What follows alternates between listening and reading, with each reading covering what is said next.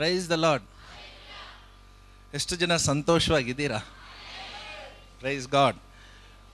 Sir, we thank you so much for accepting our invitation. All the way from US you have come here. We thank you so much for this one day you came, and this morning ministry was really wonderful. You shared your experience of all these years. It was really a blessed message and blessed service this morning. As a token of love and for your ministry service, I request you to come onto the stage and receive a flower bouquet from a senior pastor. And also I request Sister Susan Ravi also to accompany. Both of them should give the flower bouquet to Joy P. Oman. Thank you so much.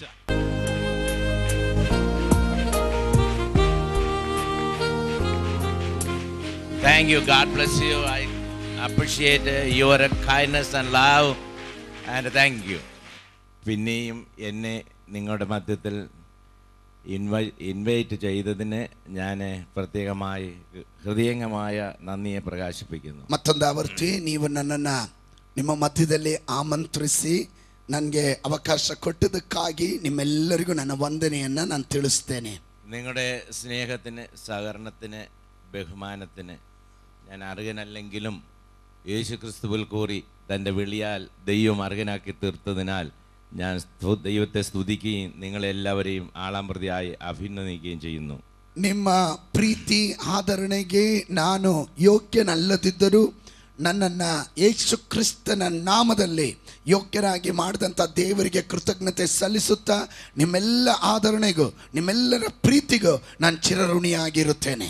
നമുക്ക് എന്തെങ്കിലും ഉണ്ടെങ്കിൽ യേശു തമ്പുരാൻ തന്നതാണെന്ന് ಪ್ರತ್ಯೇಕമായി ಓರ್ತುಕೊಳ್ಳೋಣ. ಈ ರಾತ್ರಿ ನಾವು ಏನಾದರೂ ಆಗಿರೋದಾದ್ರೆ ಯೇಸು ಕರ್ತನು ನಮಗೆ ಕೊಟ್ಟಿದ್ದು ಎನ್ನುವುದನ್ನು ಮಾತ್ರ ನೆನಪಿನಲ್ಲಿ ಇಟ್ಕೊಳ್ಬೇಕು. പ്രശംസിപ്പാൻ നമുക്കൊന്നുമില്ല. എന്തെങ്കിലും ഉണ്ടെങ്കിൽ ക്രിസ്തു യേശുവിൽ മാത്രം. ಪ್ರಶಂಸೆ ಪಡೋದಕ್ಕೆ ನಮಗೇನು ಇಲ್ಲ.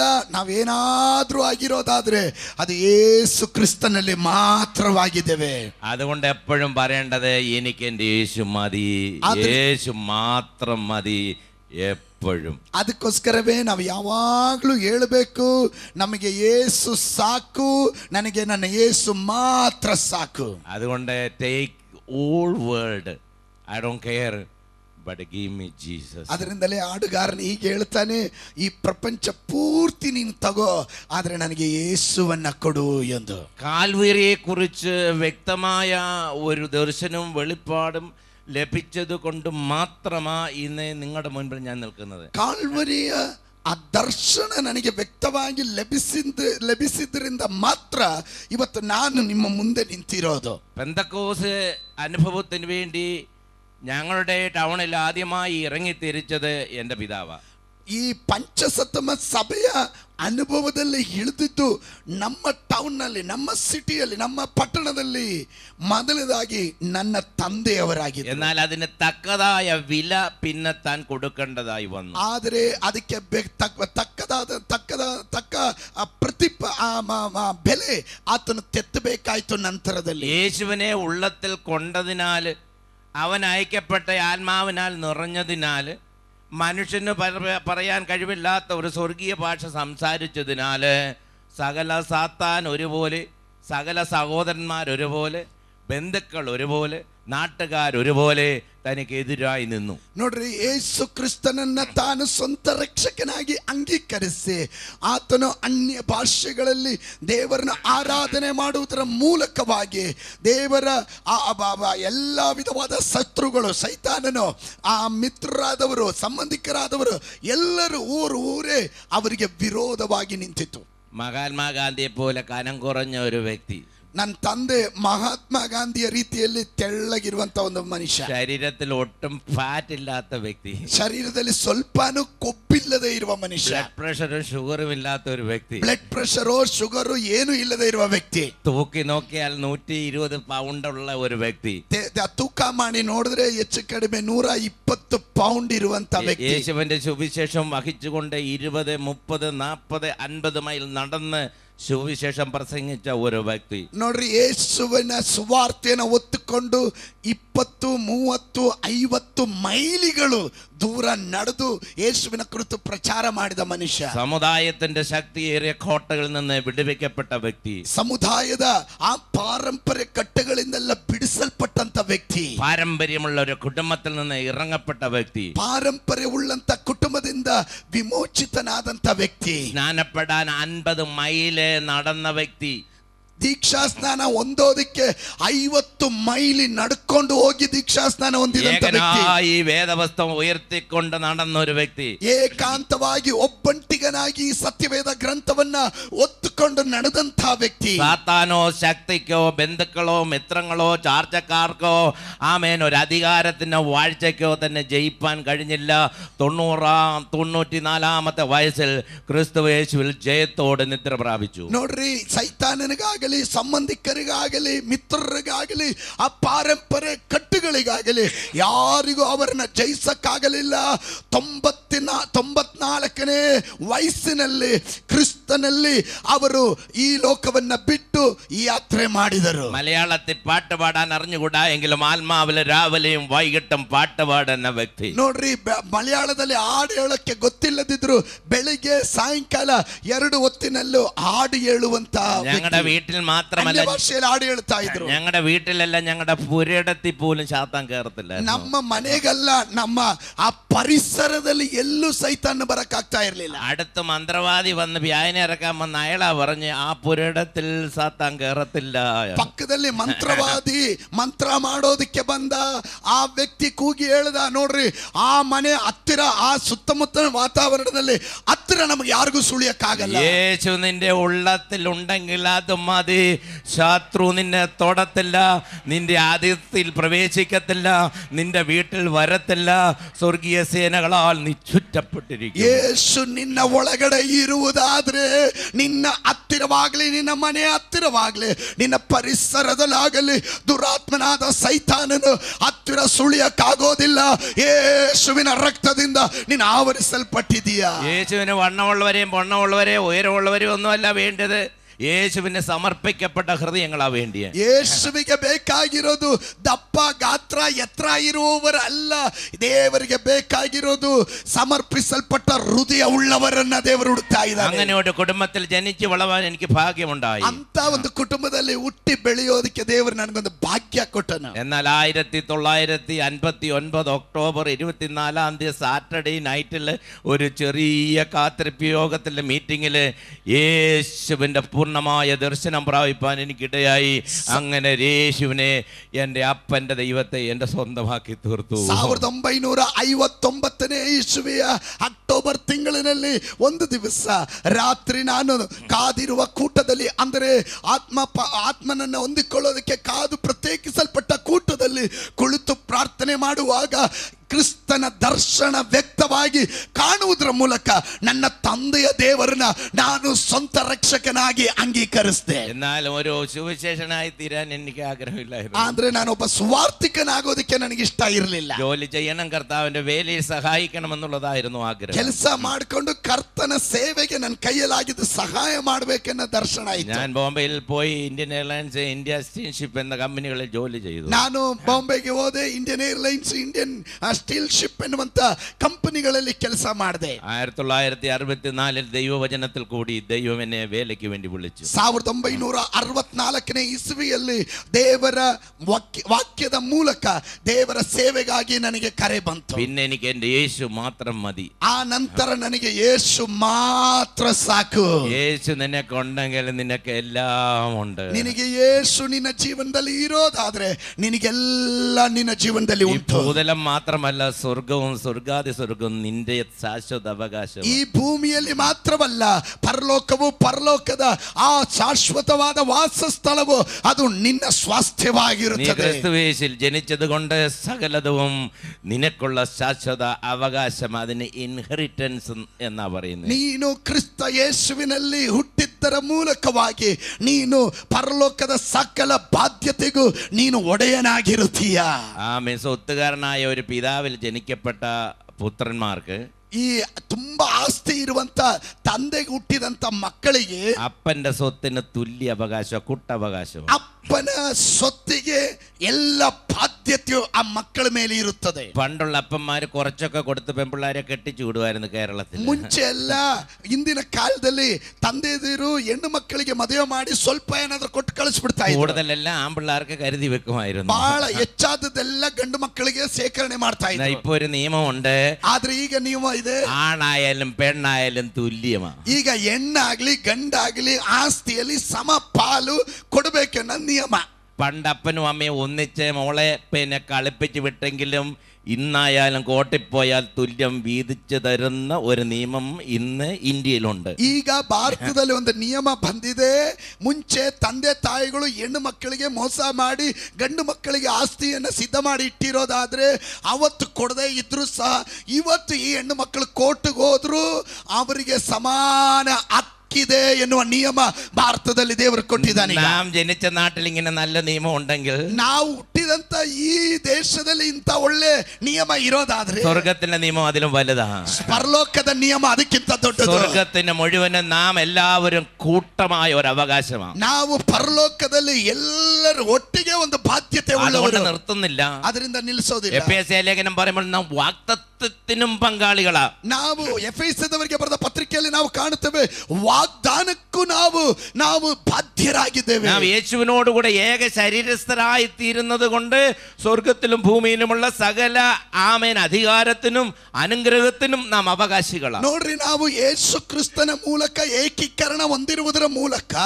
ನಾವು ಪರಲೋಕದಲ್ಲೂ ಭೂಲೋಕದಲ್ಲೂ ಪರಲೋಕದಲ್ಲೂ ಸಮಾನ ಬಾಧ್ಯತೆ ಉಳ್ಳವರಾಗಿದ್ದೇವೆ. അങ്ങനെ അന്ന 64 തൊട്ട് 66 വരെ 2 വർഷം ദിവസം ഞാൻ പ്രാർത്ഥിച്ചതുപോലെ ഇപ്പം പ്രാർത്ഥിക്കാറില്ല.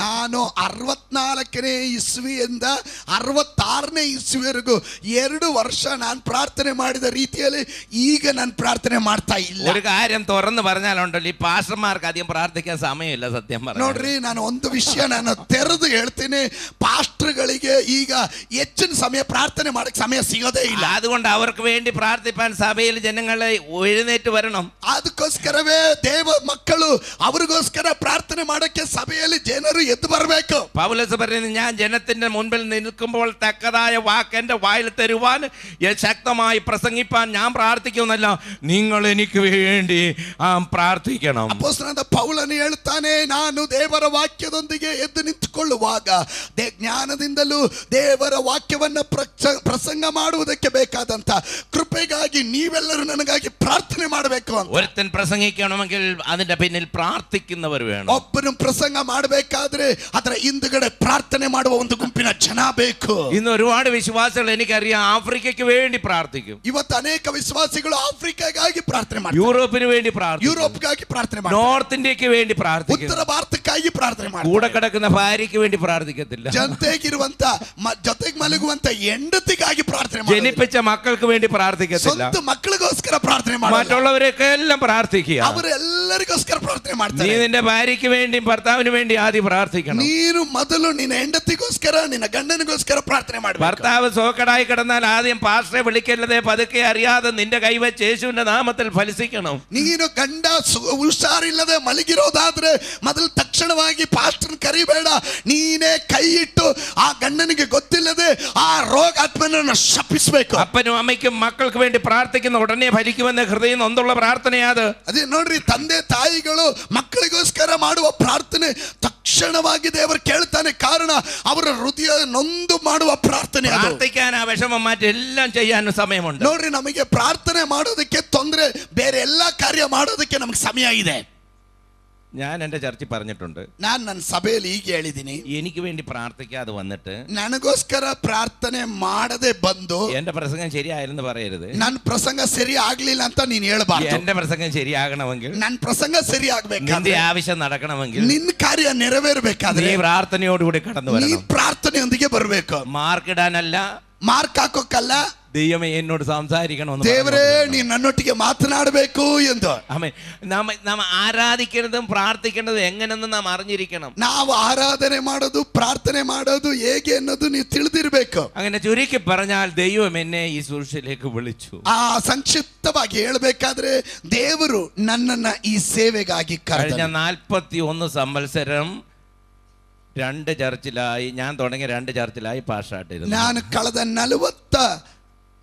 41 ವರ್ಷ ಕಾಲ ನಾನು ಆರಂಭಿಸಿದ 2 ಸಭೆಯಲ್ಲಿ ಪಾಸ್ಟರ್ ಆಗಿ ಸೇವೆ ಮಾಡಿದೆ. ഞാൻ ഇപ്പൊ ഇരിക്കുന്ന സഭയെ 32 വർഷം കൊണ്ട് പ്രസംഗിക്കും. ಈಗ ನಾನು ಇರುವಂತ ಸಭೆಯಲ್ಲಿ 32 ವರ್ಷಗಳಿಂದ ಪ್ರಸಂಗ ಮಾಡ್ತಾ ഇന്ന് ഒരുപാട് പേർക്ക് ഇവാഞ്ചലിസ്റ്റ് ആയി പോയാൽ മതി. ಇವತ್ತು ಅನೇಕರಿಗೆ ಸ್ವಾರ್ಥಿಕರಾದರೆ ಸಾಕು. കാരണം എന്താണെന്നറിയാമോ? ಕಾರಣ ಏನು ಗೊತ್ತಾ? 8 പ്രസംഗം മതി ലോകം മുഴുവൻ പ്രസംഗിക്കാം. 8 ಪ್ರಸಂಗ ಇದ್ರೆ ಲೋಕ ಪೂರ್ತಿ ಸುತ್ತಕೊಂಡು ಪ್ರಸಂಗ ಮಾಡ್ಕೊಂಡ್ പക്ഷേ സഭയെ പാസ്റ്റർ ആയിട്ടിരുന്നാൽ ഈ പരിപാടി നടക്കത്തില്ല. ಆದ್ರೆ ಒಂದು ಸಭೆಯಲ್ಲಿ ಪಾಸ್ಟರ್ ಆಗಿದ್ರೆ ಈ ಕಾರ್ಯ ನಡೆಯಲ್ಲ. അന്നുള്ളത് ചോദിച്ച് വാങ്ങിച്ച ജനങ്ങൾക്ക് കൊടുക്കുന്ന ഒരു ജോലിയാ പാസ്റ്റോറിയൽ മിനിസ്ട്രി. ನೋಡ್ರಿ, ಅವತ್ತು ಬೇಕಾದದನ್ನ ದೇವರ ಬಳಿಯಲ್ಲಿ ಕೇಳಿ ಪಡೆದು ಜನರಿಗೆ ಕೊಡೋದು ಪಾಸ್ಟರ್ ಮಾಡುವಂತ ಸೇವೆ. ಅದು ഒരു വാക്യം വായിച്ചാൽ അത് ഹൃദയത്തോട് വ്യാപരിക്കുമ്പോൾ ദൈവത്തിൽ സമർപ്പിച്ച് പ്രാർത്ഥിച്ച് അതിൽ നിന്നുള്ള അനുഗ്രഹം ദൈവജനങ്ങൾക്ക് വേണ്ടി പങ്കിട്ട് കൊടുക്കുന്ന മിനിസ്ട്രിയാ പാസ്റ്റോറിയൽ മിനിസ്ട്രി. ಪಾಸ್ಟರ್ ಸೇವೆ ಎನ್ನುವುದು ಅವರು ದೇವರ ಪಾದದಲ್ಲಿ ಕುಳಿತು ವಚನವನ್ನ ಧ್ಯಾನಿಸುವಾಗ ಆ ವಚನ ಅವರ ಹೃದಯದಲ್ಲಿ ಕ್ರಿಯೆ ಮಾಡಿ ದೇವರು ಅದರ ಮೂಲಕವಾಗಿ ಜನರಿಗೆ ಬೇಕಾದ ಸಂದೇಶ ಕೊಡೋದಕ್ಕೆ ಅವರು ಸಿದ್ಧರಾಗಿ ಬರ್ತಾರಲ್ಲ, ಅದೇ ಪಾಸ್ಟರಲ್ ಮಿನಿಸ್ಟ್ರಿ. ലോകത്തിലുള്ള ഏത് ജോലിയും പോയി പഠിച്ചിട്ട് ലൈസൻസ് എടുത്ത് ജോലി ചെയ്യാം. ನೋಡ್ರಿ, ನೀವು ಲೋಕದಲ್ಲಿ ಯಾವ ಕೆಲಸ ಬೇಕಾದ್ರೂ ಹೋಗಿ ಓದಿ ವಿದ್ಯಾಭ್ಯಾಸ ಮಾಡ್ಕೊಂಡು ಲೈಸೆನ್ಸ್ ತಗೊಂಡು ಕೆಲಸ ಮಾಡಬಹುದು. എന്നാൽ പഠിച്ചിട്ട് പാസ്റ്റാകാൻ ഒക്കത്തില്ല. ನೋಡ್ರಿ, ಹೋದ್ಮೇಲೆ ನೀವು ಪಾಸ್ಟರ್ ಆಗೋದಕ್ಕಾಗಲ್ಲ. ദൈവം നിന്നെ ആക്കിയെങ്കിൽ മാത്രമേ ആയിരിക്കുള്ളൂ. ದೇವರು ನಿನ್ನನ್ನು ಪಾಸ್ಟರ್ ಆಗಿ ನೇಮಕ ಮಾಡಿದ್ರೆ ಮಾತ್ರನೇ ಪಾಸ್ಟರ್ ಆಗೋದು. ദൈവം എന്ത് ചെയ്തു? ದೇವರು ಏನು ಮಾಡಿದನು? ചിലരെ, ಕೆಲವರನ್ನ, ಎಲ್ಲವರನ್ನಲ್ಲ, ಅಪೊಸ್ತಲರನ್ನಾಗಿ, ಕೆಲವರನ್ನ ಅಪೊಸ್ತಲರನ್ನಾಗಿಯೂ, ചിലരെ ಕೆಲವರನ್ನ ಪಾಸ್ಟರಾಗಿ, ಬೋಧಕರಾಗಿಯೂ, സുവിശേഷകനായി, ಸುವಾರ್ತಿಕರಾಗಿ, പ്രവാചകനായി, പ്രവാദികളാಗಿ, ടീച്ചറായി, ഉപദേശികളാಗಿ ദൈവം വിളിച്ചു. ದೇವರು ಕರೆದನು. എന്തിന്? ഏതಕ್ಕೆ? ദൈവസഭ പൂർണ്ണമായി ദൈവകൃപയിൽ വളർന്ന് വരുവാൻ അവരെ നിലനിർത്തുന്ന ശുശ്രൂഷയിലേക്ക് ദൈവം ഇങ്ങനെ 5 വിധ ശുശ്രൂഷ സഭയിൽ ദൈവമാക്കിയതാ. ದೇವರ ಸಭೆಯಲ್ಲಿ ದೇವರ ಕೃಪೆಯಿಂದ ಸಭೆ ಬೆಳೆದು ಬಂದು ದೇವರ ಕೃಪೆಯಲ್ಲಿ ಸಂಪೂರ್ಣರಾಗುವುದಕ್ಕೂ ದೇವ ಜನರ ಅಭಿವೃದ್ಧಿಗೋಸ್ಕರವಾಗಿ, ಸಭೆಯ ಅಭಿವೃದ್ಧಿಗೋಸ್ಕರವಾಗಿ ಈ 5 ರೀತಿಯ ಸೇವೆಯನ್ನ ಸಭೆಗೆ ದೇವರು ಕೊಟ್ಟವನಾಗಿದ್ದಾನೆ. ಆ ಪತ್ರೋಸೇ, ನೀ ಪತ್ರೋಸ. ಪೇತ್ರನೇ, ನೀನು ಪೇತ್ರನು. ಮತ್ತಾಯ 16ನೇ ಅಧ್ಯಾಯ 18-19 ವಚನಗಳು. സിമയോൻ പത്രോസ്, ಸೀಮೋನ್ ಪೇತ್ರನು, നിന്നെ ഞാൻ പത്രോസ് ആക്കി തീർക്കും. ನಾನು ನಿನ್ನನ್ನು ಪೇತ್ರನಾಗಿ ಮಾಡ್ತೇನೆ. നീ എപ്പോഴും പത്രോസ് ആയിരിക്കും. ನೀನು ಯಾವಾಗಲೂ ಪೇತ್ರನಾಗಿರ್ಬೇಕು. പാറ ഒരിക്കലും ആകത്തില്ല. ನೀನು ಎಂದಿಗೂ ಬಂಡೆ ಆಗಲ್ಲ. എല്ലാരും വായിക്കുന്നത് പത്രോസേ നീ പാറയാകുന്നെന്നാ. ಎಲ್ಲರೂ ಓದೋದು ಪೇತ್ರನೇ ನೀನು ಬಂಡೆ ಆಗಿದ್ದೀಯಾ. എന്നോട് ഒരുപാട് പേര് പറഞ്ഞിട്ട് പത്രോസ് പാറയാന്ന് വേദപുസ്തകത്തിലുണ്ട്. ಸತ್ಯವೇದ ಗ್ರಂಥದಲ್ಲಿ ಬರೆಯಲ್ಪಟ್ಟಿದೆ, ಪೇತ್ರನು ಬಂಡೆ ಆಗಿದ್ದಾನೆ. ഞാൻ പറഞ്ഞു ഞാൻ വായിച്ചിട്ടില്ല. ನಾನಾಗಿ ಓದ್ಲೇ ಇಲ್ಲ. ഞാൻ പറഞ്ഞു പത്രോസേ നീ പത്രോസ് ആകുന്നെന്നാ പറഞ്ഞു. ನಾನು ಹೇಳಿರೋದು ಪೇತ್ರನೇ ನೀನು ಪೇತ್ರನಾಗಿದ್ದೀಯಾ. എന്നാൽ ഈ പാറയിൽ, ಆದರೆ ಈ ಬಂಡೆಯ ಮೇಲೆ, നിത്യപാറയിൽ, ನಿತ್ಯವಾದ ಬಂಡೆ, ക്രിസ്തുവാകുന്ന പാറയിൽ, ಕ್ರಿಸ್ತನೆಂಬ ಬಂಡೆ, എന്നിൽ തന്നെ ನನ್ನನ್ನೇ ഞാൻ എന്റെ സഭയെ പണി. ನಾನು ನನ್ನ ಸಭೆಯನ್ನ ಕಟ್ಟುತ್ತೇನೆ. സഭ എന്ന വിഷയത്തെ കുറിച്ച് ഞാൻ സംസാരിക്കാൻ പോകുന്നു. ನಾನು ಸಭೆ ಎನ್ನುವಂತ ವಿಷಯದಲ್ಲಿ ಕುರಿತು ಮಾತನಾಡುತ್ತೇನೆ. സഭ എന്തെന്നും സഭയിൽ നാം ആരെന്നുമുള്ള അറിവ് നമ്മുടെ ജീവിതത്തിൽ ഉണ്ടായിരിക്കണം. ಸಭೆ ಏನಂತಲೂ ಸಭೆಯಲ್ಲಿ ನಾವು ಯಾರಾಗಿದ್ದೀವಿ ಎನ್ನುವಂತ ಅರಿವು ಚೆನ್ನಾಗಿ ನಮ್ಮಲ್ಲಿ ಇರಬೇಕು. ദൈവത്തിന് ഒന്ന് മാത്രം ചെയ്യാൻ ഒക്കത്തില്ല. ದೇವರಿಗೆ ಒಂದು ಮಾತ್ರ ಮಾಡಕ್ಕಾಗಲ್ಲ. കള്ളം പറയത്തില്ല. ಸುಳ್ಳು ಹೇಳಕ್ ಬರಲ್ಲ. പറയുന്നതെല്ലാം സത്യമായിരിക്കും. ಹೇಳೋದೆಲ್ಲ ಸತ್ಯವಾಗಿರುತ್ತೆ. നമ്മളൊക്കെ എത്ര പറഞ്ഞാലും സത്യം കുറച്ചേ കാണും, ബാക്കി എല്ലാം ನಾವ್ ಏನೆಲ್ಲ ಹೇಳಿದ್ರು ಸತ್ಯ ಸ್ವಲ್ಪನೇ ಇರುತ್ತೆ, ಮಿಕ್ಕಿದೆಲ್ಲ ಸುಳ್ಳೇ ಇರುತ್ತೆ. യേശു പറയുന്നതെല്ലാം എപ്പോഴും സത്യം. ಆದ್ರೆ ಯೇಸು ಹೇಳೋದು ಎಲ್ಲ ಯಾವಾಗ್ಲೂ യേശു പറഞ്ഞു ഞാൻ എന്റെ ಸಭೆ പണി. ಯೇಸು ಸ್ವಾಮಿ ಹೇಳಿದನು, ನಾನು ನನ್ನ ಸಭೆಯನ್ನ ಕಟ್ಟುತ್ತೇನೆ. സ്വർഗീയ മഹിമ വെടിഞ്ഞ് ഭൂതലത്തിലേക്ക് വന്നത് തന്റെ സഭയെ പണിയുവാനാണ്. ಪರಲೋಕದ ಮಹಿಮೆಯನ್ನ ತ್ಯಜಿಸಿ ಈ ಲೋಕಕ್ಕೆ ತಾನು ನರವತಾರ ತಾಳಿ ಬಂದಿದ್ದು ಯೇಸು ತನ್ನ ಸಭೆಯನ್ನ ಕಟ್ಟೋದಿಕ್ಕೆ. സഭ എന്നാൽ എന്താ? ಸಭೆ ಅಂದ್ರೆ ಏನು? ആദിയിൽ ദൈവം ആകാശം ഭൂമി സൃഷ്ടിച്ചു. ಆದಿಯಲ್ಲಿ ದೇವರು ಆಕಾಶವನ್ನ ಭೂಮಿಯನ್ನ ಸೃಷ್ಟಿ ಮಾಡಿದ. അന്നത്തെ ഏതേൻ തോട്ടമായിരുന്ന ആ പുതിയ ഭൂമിയിൽ ദൈവം തന്റെ സാദൃശ്യത്തിന്റെ സ്വരൂപത്തിലും ಆದಾಮನೆ ಸೃಷ್ಟಿച്ചു. ಆ ಕಾಲದಲ್ಲಿ ದೇವರು ತನ್ನ ಸಾದೃಶ್ಯದಲ್ಲೂ ಸ್ವರೂಪದಲ್ಲೂ ಈ ಭೂಮಿಯಲ್ಲಿ ಮನುಷ್ಯನನ್ನ ದೇವರು ಸೃಷ್ಟಿ ಮಾಡಿದನು. അപ്പൊ ആദ്യം സൃഷ്ടിച്ചത് ആണിനെയ. ಮೊದಲು ದೇವರು ಸೃಷ್ಟಿ ಮಾಡಿದ್ದು ಗಂಡನ್ನ, പെണ്ണിനെയല്ല. ಹೆಣ್ಣನ್ನಲ್ಲ. എന്നെ സൃഷ്ടിച്ചുകൊണ്ട് സ്തോത്രം പറയാ. ಗಂಡನ್ನ ಸೃಷ್ಟಿ ಮಾಡಿದಕ್ಕೆ ಸ್ತೋತ್ರ ಹೇಳು. പക്ഷെ ആണിൽ പെണ്ണുണ്ടായിരുന്നു എന്നുള്ളത് സത്യം. ദൈവം തന്റെ സാദൃശ്യത്തിലും സ്വരൂപത്തിലും ആദാമിനെ സൃഷ്ടിച്ചു. ആദാമനನ್ನ ದೇವರು ತನ್ನ സാദൃശ്യದಲ್ಲೂ ಸ್ವರೂಪದಲ್ಲೂ ಸೃಷ್ಟಿ ಮಾಡಿದನು. തന്റെ ഏകാന്തത മാറ്റുവാൻ തന്നിൽ നിന്ന് ഒരു എല്ലെടുത്ത് ഒരു സ്ത്രീയെ സൃഷ്ടിച്ചു. ತನ್ನ ಏಕಾಂತತನವನ್ನ ಮಾರ್ಪಡಿಸುವುದಕ್ಕಾಗಿ ತನ್ನ ಪಕ್ಕೆಯಿಂದ ಒಂದು ಎಲುಬನ್ನ ತೆಗೆದು ತಾನು ಒಂದು ಸ್ತ್ರೀಯನ್ನ ಸೃಷ್ಟಿ ಮಾಡಿದ.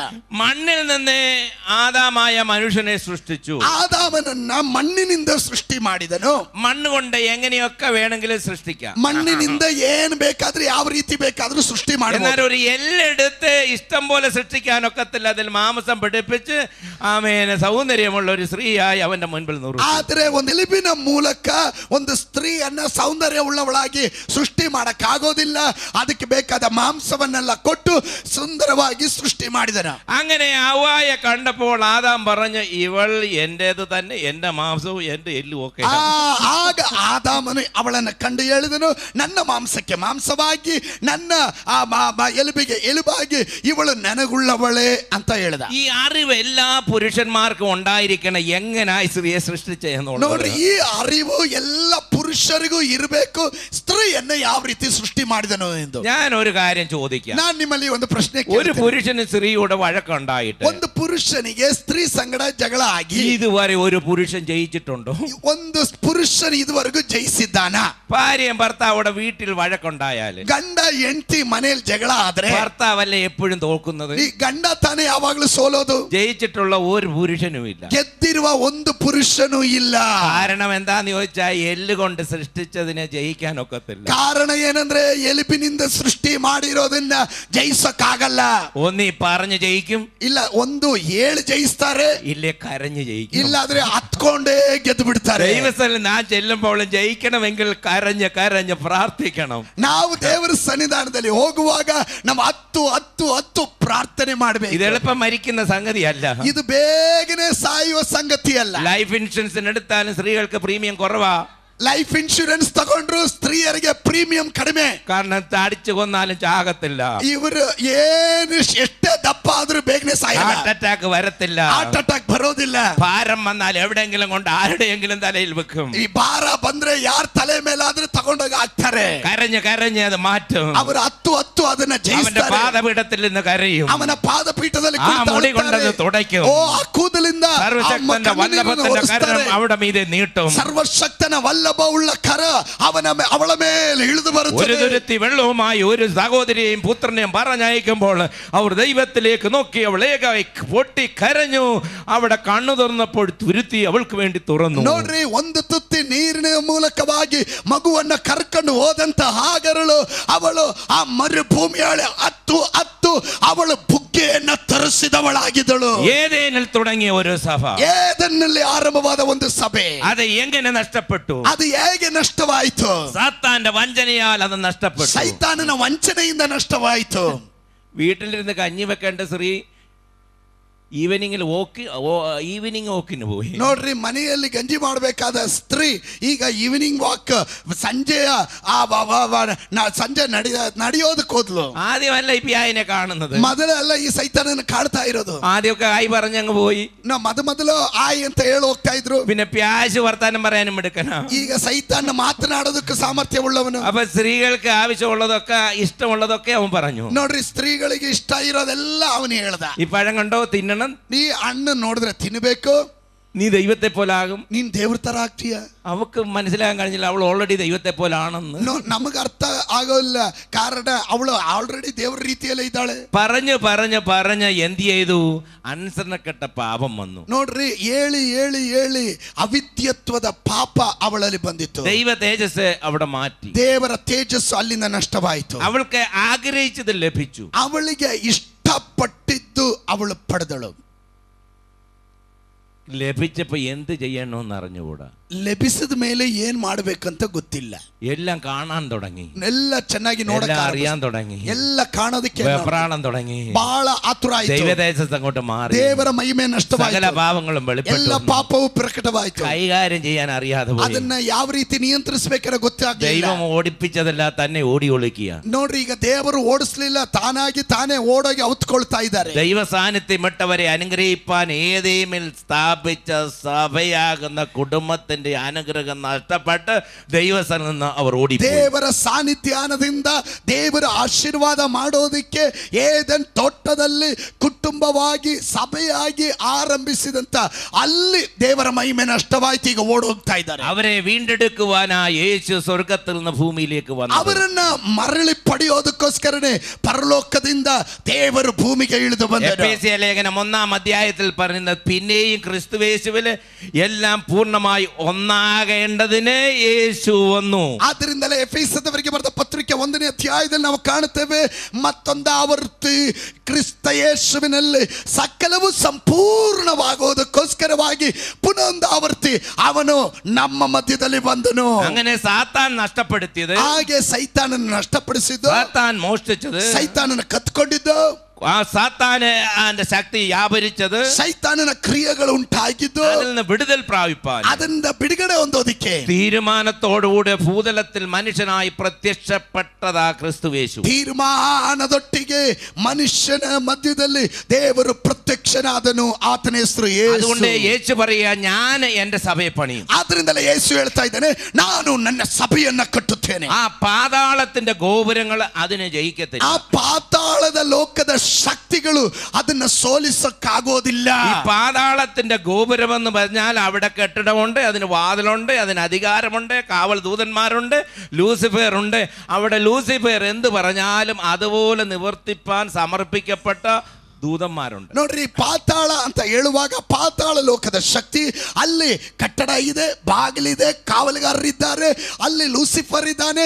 ಅವನು ಏನು ಹೇಳ್ತಾನೋ ಅದನ್ನ ಮಾಡೋದಕ್ಕೆ ಅವನ ದೂತರು ರೆಡಿಯಾಗಿದ್ದಾರೆ. സാത്താന്റെ ശക്തി ഒരു ദൂതനോട്, സാത്താന്റെ ദൂതനോട് എന്തെങ്കിലും പറഞ്ഞാൽ അത് മാത്രമേ അവൻ ചെയ്യും. ನೋಡ್ರಿ, ಸೈತಾನನ ಶಕ್ತಿಯು ಒಂದು ದೂತನ ಬಳಿ ಏನಾದ್ರೂ ದುರಾತ್ಮನ ಬಳಿಯಲ್ಲಿ ಹೇಳಿದ್ರೆ ಆ ದುರಾತ್ಮ ಅದನ್ನೇ ಮಾಡ್ತಾನೆ, ಬೇರೆ ಏನು ಮಾಡಲ್ಲ.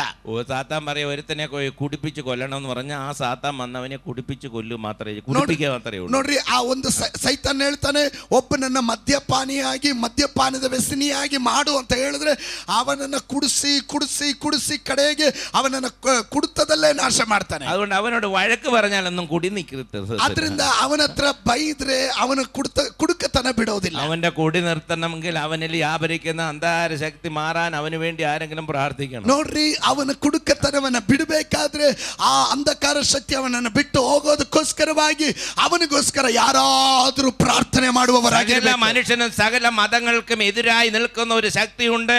അതാ ഈ ലോകത്തിന്റെ അന്ധകാരത്തിന്റെ സ്വർലോകത്തിലെ ദുഷ്ടാത്മ ಸೇನೆയുടെ ശക്തി. ಸಕಲ ಮನುಷ್ಯರಿಗೂ ಸಕಲ ಮತಗಳಿಗೂ ವಿರೋಧವಾಗಿ ನಿಂತಿರುವಂತ ಒಂದು ಶಕ್ತಿ ಇದೆ. ಅದೇ ಈ ಲೋಕದ ಅಂಧಕಾರ ಶಕ್ತಿ, ದುಷ್ಟಾತ್ಮ ಶಕ್ತಿಯಾಗಿದೆ. അതിനെ വെല്ലുവാൻ ആർക്കും കഴിഞ്ഞില്ല. ಅದನ್ನ ಗೆಲ್ಲೋದಕ್ಕೆ, ಅದನ್ನ ಜಯಿಸೋದಕ್ಕೆ ಯಾರಿಗೂ ಸಾಧ್ಯವಾಗಿಲ್ಲ. ജയിപ്പാനായി യേശു, ദൈവപുത്രനായ യേശു മനുഷ്യപുത്രനായി തീർന്നു. ಆದ್ದರಿಂದಲೇ ಅವರು ಅದನ್ನ ಜಯಿಸೋದಕ್ಕೆ ದೇವಕುಮಾರನಾದ ಯೇಸು ನರವತಾರವನ್ನ ತಾಳಿ ಲೋಕಕ್ಕೆ ಬಂದನು. യേശു ആരെന്ന് ലോകം അറിഞ്ഞില്ലെങ്കിലും പിശാചിന് ഇന്നും എന്നും അറിയാം യേശു ആരെന്ന്. ನೋಡ್ರಿ, ಯೇಸು ಯಾರು ಅಂತ ಲೋಕದ ಜನರಿಗೆ ಗೊತ್ತಿಲ್ಲದಿದ್ದರೂ ಸೈತಾನನಿಗೆ ಇವತ್ತು ಎಂದೆಂದಿಗೂ ಅವನಿಗೆ ಚೆನ್ನಾಗಿ ಗೊತ್ತು ಯೇಸು ಯಾರು ಎಂದು. അതുകൊണ്ട് സാത്താന്റെ പ്രാർത്ഥന, സമയത്തിന് മുമ്പേ ഞങ്ങളെ ഉപദ്രവിക്കരുത്.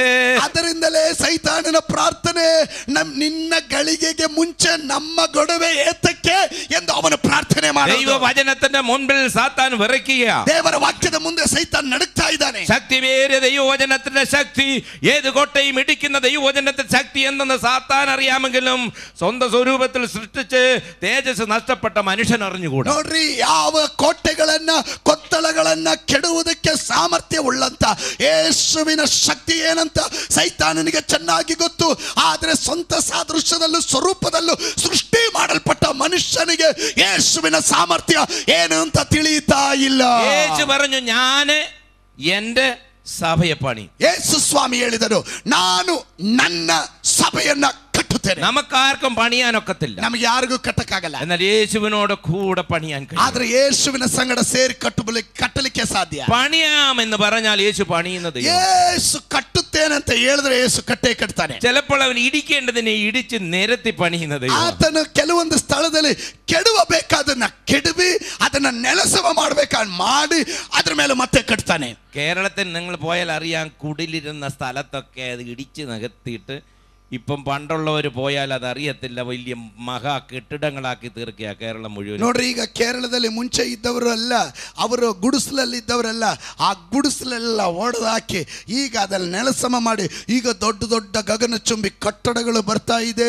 ಹಿಂದೆ ಇದ್ದವರು ಈಗ ಹೋದ್ರೆ ಅದು ಆ ಜಾಗ ಕಂಡಿಡಿಯಕ್ಕೆ ಆಗಲ್ಲ. 20 വർഷത്തിന് മുമ്പേ ബാംഗ്ലൂരിൽ വന്ന ഒരാൾക്ക് ഇപ്പം വന്നാലേ ബാംഗ്ലൂരിനൊന്നും അറിഞ്ഞുകൂടാ. 20 ವರ್ಷದ ಹಿಂದೆ ಬ್ಯಾಂಗ್ಳೂರಿಗೆ ಬಂದವರು ಈಗ ಬ್ಯಾಂಗ್ಳೂರಿಗೆ 20 ವರ್ಷ ಕಳ್ಕೊಂಡು ಬಂದು ನೋಡಿದ್ರೆ ಆ ಬ್ಯಾಂಗ್ಳೂರ್ ಅಲ್ಲ, ಈಗ ಇರೋ ಬ್ಯಾಂಗ್ಳೂರ್. ഇടിച്ച് പണിയുക, ಎಲ್ಲವನ್ನ ಕೆಡವಿ ಕಟ್ತಾ ಇದ್ದಾರೆ. കർത്താവ് പറഞ്ഞു, സാത്താന്റെ സകല ശക്തികളെ ഞാൻ ഇടിച്ച് പണിയും പത്രോസേ. ದೇವರ ವಾಕ್ಯದಲ್ಲಿ ಕರ್ತನೆ ಯೇಸು ಸ್ವಾಮಿ ಈಗ ಹೇಳ್ತಾ ಇದ್ದಾನೆ, ಸೈತಾನನೇ, ನಾನು ಸೈತಾನನ ಎಲ್ಲ ಕೆಲಸಗಳನ್ನ ಕೆಡವಿ ನಾನು ಸಭೆಯನ್ನ ಕಟ್ಟುವಂತನಾಗಿದ್ದೇನೆ. യേശു പറഞ്ഞാൽ നിവർത്തിപ്പാൻ ശക്തിമാന. ಯೇಸು ಹೇಳಿದ್ರೆ ಯೇಸು ನೆರವೇರಿಸೋದಕ್ಕೆ ಅವನು ಶಕ್ತನಾಗಿದ್ದಾನೆ. ഈ പാറ, ಈ ಬಂಡೆ നിത്യപാറ, ನಿತ್ಯವಾದ ಬಂಡೆ, മനുഷ്യൻ തള്ളിക്കളഞ്ഞ കല്ല്, ಮನುಷ್ಯನ ತಳ್ಳಿಬಿಟ್ಟ ಕಲ್ಲು, മൂലക്കല്ലായി തീർന്നു. ಅದು ಮೂಲಗಲ್ಲಾಯಿತು. എന്നേക്ക് നിലനിൽക്കുന്ന സ്വർഗീയ പാറയാകുന്ന ക്രിസ്തുവിൽ സഭ ಕ್ರಿಸ್ತು തന്നെ പണിയുക. ನೋಡ್ರಿ, ಎಂದೆಂದಿಗೂ ನೆಲೆ ನಿಲ್ಲುವಂತ ನಿತ್ಯವಾಗಿರುವ ಬಂಡೆ ಕ್ರಿಸ್ತನೇ. ಆ ಬಂಡೆಯ ಮೇಲೆ ಸಭೆಯನ್ನ ಯೇಸು ಕ್ರಿಸ್ತನೇ ಕಟ್ಟುತ್ತಾ ಇದ್ದಾನೆ. എന്നാൽ യേശു ക്രിസ്തുവിനൊരു സ്വഭാവമുണ്ട്. ಆದ್ರೆ ಯೇಸು ಕ್ರಿಸ್ತನಿಗೊಂದು ಸ್ವಭಾವ, മറ്റുള്ളവരെ കൂടെ സഹകരിപ്പിക്കുന്ന ഒരു സ്വഭാവമുണ്ട്. ಮತ್ತೊಬ್ಬರನ್ನ ಸಹಕರಿಸುವಂತ ಒಂದು ಸ್ವಭಾವ. എനിക്കറിയാം ചില പാസ്റ്റർമാര് ನನಗೆ ಕೆಲ ಪಾಸ್ಟರ್ಗಳು, ആരെ എങ്ങും തൊടിക്കത്തില്ല. ಕೆಲ ಪಾಸ್ಟರ್ಗಳ ಬಗ್ಗೆ ನನಗೆ ಗೊತ್ತು, ಯಾರನ್ನು ಎಲ್ಲೂ ಏನಕ್ಕೂ ಮುಟ್ಸಲ್ಲ. പുള്ളി ആദ്യ കയറി അങ്ങ് പ്രാർത്ഥിക്കും, ಮೊದಲೇ ಆತನ ಪ್ರಾರ್ಥನೆ ಮಾಡ್ತಾರೆ, പിന്നെ പുള്ളി അവിടെ നിന്ന് പാടും, ಆತನೇ ಅಲ್ಲಿ ನಿಂತ್ಕೊಂಡು ಹಾಡು ಹೇಳ್ತಾನೆ, പിന്നെ പുള്ളി തന്നെ സങ്കീർത്തനം ಮತ್ತೆ വായിക്കും, ಆತನೇ ಕೀರ್ತನೆ ಓದ್ತಾನೆ, പുള്ളി തന്നെ പ്രസംഗിക്കും, ಮತ್ತೆ ಆತನೇ ಪ್ರಸಂಗ ಮಾಡ್ತಾನೆ, സ്തോത്ര കാഴ്ച എടുക്കാമെന്ന് ಸ್ತೋತ್ರ പറയും, ಕಾಣಿಕೆ ಎತ್ತೋಣ ಅಂತ പുള്ളി ಹೇಳ್ತಾನೆ. തന്നെ അത് എണ്ണും, പുള്ളി തന്നെ അത് എണ്ണും, ಆತನೇ ಎಣಿಸ್ತಾನೆ, ആരോടും ഒന്നും പറയത്തില്ല. ಯಾರ ಬಳಿ ಏನು ಹೇಳಲ್ಲ. ഞാൻ ഒരിടത്ത് പറഞ്ഞു, നീ വളരാൻ പോകുന്നേയില്ല. ನಾನು ಅವನ ಬಳಿಯಲ್ಲಿ ಹೇಳಿದೆ, ನೀನ್ ಎಂದಿಗೂ ಬೆಳೆಯಲ್ಲ. സഭ എന്ന് പറയുന്നത് എല്ലാവരുടെയും കൂടെ യോജിച്ച് സ്തോത്രമെന്ന് യാഗം അർപ്പിച്ചുകൊണ്ട് കാണിക്കല്ല് കയറ്റുന്നത് ആലയം പണിയുടെ വിശേഷത. ನೋಡ್ರಿ, ಸಭೆ ಎನ್ನುವುದು ಎಲ್ಲರ ಸಂಗಡ ಸೇರಿ ಸ್ತೋತ್ರ ಹೇಳ್ಕೊಂಡು ಕೃಪೆ ಕೃಪೆ ಅಂತ ಹೇಳ್ಕೊಂಡು ಒಂದೊಂದು ಕಲ್ಲುಗಳನ್ನ ಜೋಡಿಸಿ ಕಟ್ಟೋದೇ ಸಭೆಯಾಗಿರುತ್ತದೆ. ശിഷ്യന്മാർ യേശുവിനോടുകൂടെ പോയപ്പം പറഞ്ഞു, അയ്യോ പള്ളിയുടെ പോൽ കല്ല് കണ്ടോ, ഇതെങ്ങനെ കയറ്റി, വലിയ കല്ല, മനോഹര കല്ല. ನೋಡ್ರಿ, ಶಿಷ್ಯರು ಯೇಸುವಿನ ಸಂಗಡ ನಡೆಯುವಾಗ ಹೇಳಿದ್ರು, ಅಯ್ಯೋ ಇಷ್ಟು ದೊಡ್ಡ ಕಲ್ಲು, ಯಾವ ರೀತಿ ಇದ್ರ ಮೇಲೆ ಹತ್ತಿಸಿದ್ರು, ಇಷ್ಟೊಂದು ಸಭೆಯನ್ನು ಕಟ್ಟಿರೋ ಕಲ್ಲನ್ನು ನೋಡಿ ಅವರು ಗಾಬರಿ ಬಿದ್ರು. ചില ശിഷ്യന്മാർക്ക് കല്ലിനെ കുറിച്ച് ദർശനമാ യേശു ആരെന്ന് ഇതുവരെ അറിഞ്ഞുകൂടാ. ನೋಡ್ರಿ, ಕೆಲ ಶಿಷ್ಯರಿಗೆ ಕಲ್ಲಿನ ಕುರಿತು ದರ್ಶನ, ಯೇಸು ಯಾರು ಅಂತ ಇದುವರೆಗೂ ಗೊತ್ತೇ ಇಲ್ಲ. യേശു പറഞ്ഞു, കല്ലിന്മേൽ കല്ല് ശേഷിക്കാതെ ആലയം താഴാൻ പോവുക. ನೋಡ್ರಿ, ಯೇಸು ಸ್ವಾಮಿ ಅದಕ್ಕೆ ಹೇಳಿದನು, ಕಲ್ಲಿನ ಮೇಲೆ ಕಲ್ಲನ್ನು ಜೋಡಿಸಲ್ಪಡದಂತೆ ಅದು ಕೆಡುವ ದಿವಸ ಒಂದು ದಿನ ಬರುತ್ತದೆ. യേശു പണിയുന്ന കർത്താവ്, ನನ್ನ ಯೇಸು ಕಟ್ಟುವ ಕರ್ತನ. അവനോടുകൂടെ പണിയുവാൻ നമ്മെ വിളിച്ചു വേർതിരിച്ചത്. ಅವನ ಸಂಗಡ ಕಟ್ಟುವುದಕ್ಕಾಗಿ ದೇವರು ನಮ್ಮನ್ನು ಕರೆದು ಬೇರ್ಪಡಿಸಿದನು. അന്ധകാരത്തിൽ നിന്ന് അത്ഭുത പ്രകാശത്തിലേക്ക് വിളിച്ചവന്റെ സൽഗുണങ്ങളെ ഘോഷിപ്പാൻ തിരഞ്ഞെടുക്കപ്പെട്ട ഒരു ജാതിയും രാജകീയ പുരോഹിതന്മാരായി എന്നെ വിളിച്ചു എന്നുള്ള വെളിപ്പാട് ഉള്ളിന്റെ ഉള്ളറയിൽ ഉണ്ടെങ്കിൽ പണിയുവാൻ നീ മുൻപോട്ട് വരും. ನೋಡಿ, ಅಂಧಕಾರದಿಂದ ಕರೆಯಲ್ಪಟ್ಟಿರುವಂತ ನಮ್ಮನ್ನ ದೇವರ ಸದ್ಗುಣಗಳನ್ನ ಪ್ರಚಾರ ಮಾಡುವುದಕ್ಕೆ ದೇವರು ಆರಿಸಿಕೊಂಡಂತ ದೇವರ ಸ್ವಕೀಯ ಜನರು, ಯಾಜಕ ವರ್ಗದವರು, ಸ್ವಂತ ಜನರೆನ್ನುವುದನ್ನ ನಿನ್ನ ಹೃದಯದಲ್ಲಿ ನೀನು ಚೆನ್ನಾಗಿ ಅರ್ಥ ಮಾಡಿಕೊಳ್ಳೋದಾದ್ರೆ ಯೇಸು ಸಭೆಯನ್ನ ಕಟ್ಟುತ್ತಾನೆ. അതുകൊണ്ട് പണിയുവാൻ നീ എന്ത് ചെയ്യണം? നീ വീണ്ടും ജനിക്കണം. ಆದ್ದರಿಂದ ಕಟ್ಟೋದಕ್ಕೆ ನೀನು ಏನು ಮಾಡಬೇಕು? ನೀನು ಮರಳಿ ಹುಟ್ಟಬೇಕು. നീ യേശുവിനെ ഉള്ളത്തിൽ സ്വീകരിക്കണം. ನೀನು ಯೇಸುವನ್ನು ನಿನ್ನ ಹೃದಯದಲ್ಲಿ യേശുവിന്റെ കൽപ്പനയെ അനുസരിക്കണം. ಯೇಸುವಿನ ಆಜ್ಞೆಯನ್ನು യേശുവിന്റെ ആത്മാവിൽ നിറയപ്പെടണം. ಯೇಸುವಿನ ಆತ್ಮದಲ್ಲಿ ನೀನು ತುಂಬಬೇಕು. ജ്ഞാനത്തോട് ബലത്തോട് മുൻനിരയിൽ നിന്ന് സ്തുതിയോടുകൂടെ നിന്നുകൊള്ളുന്ന ನಿಂತುಕೊಳ್ಳണം. ನೀನು ಜ್ಞಾನದಿಂದಲೂ ಫಲದಿಂದಲೂ ನೀನು ಮುಂದಿನ ಸಾಲಿನಲ್ಲಿ ದೇವರ ಸ್ತುತಿಯೊಂದಿಗೆ ನಿಲ್ಲಬೇಕು.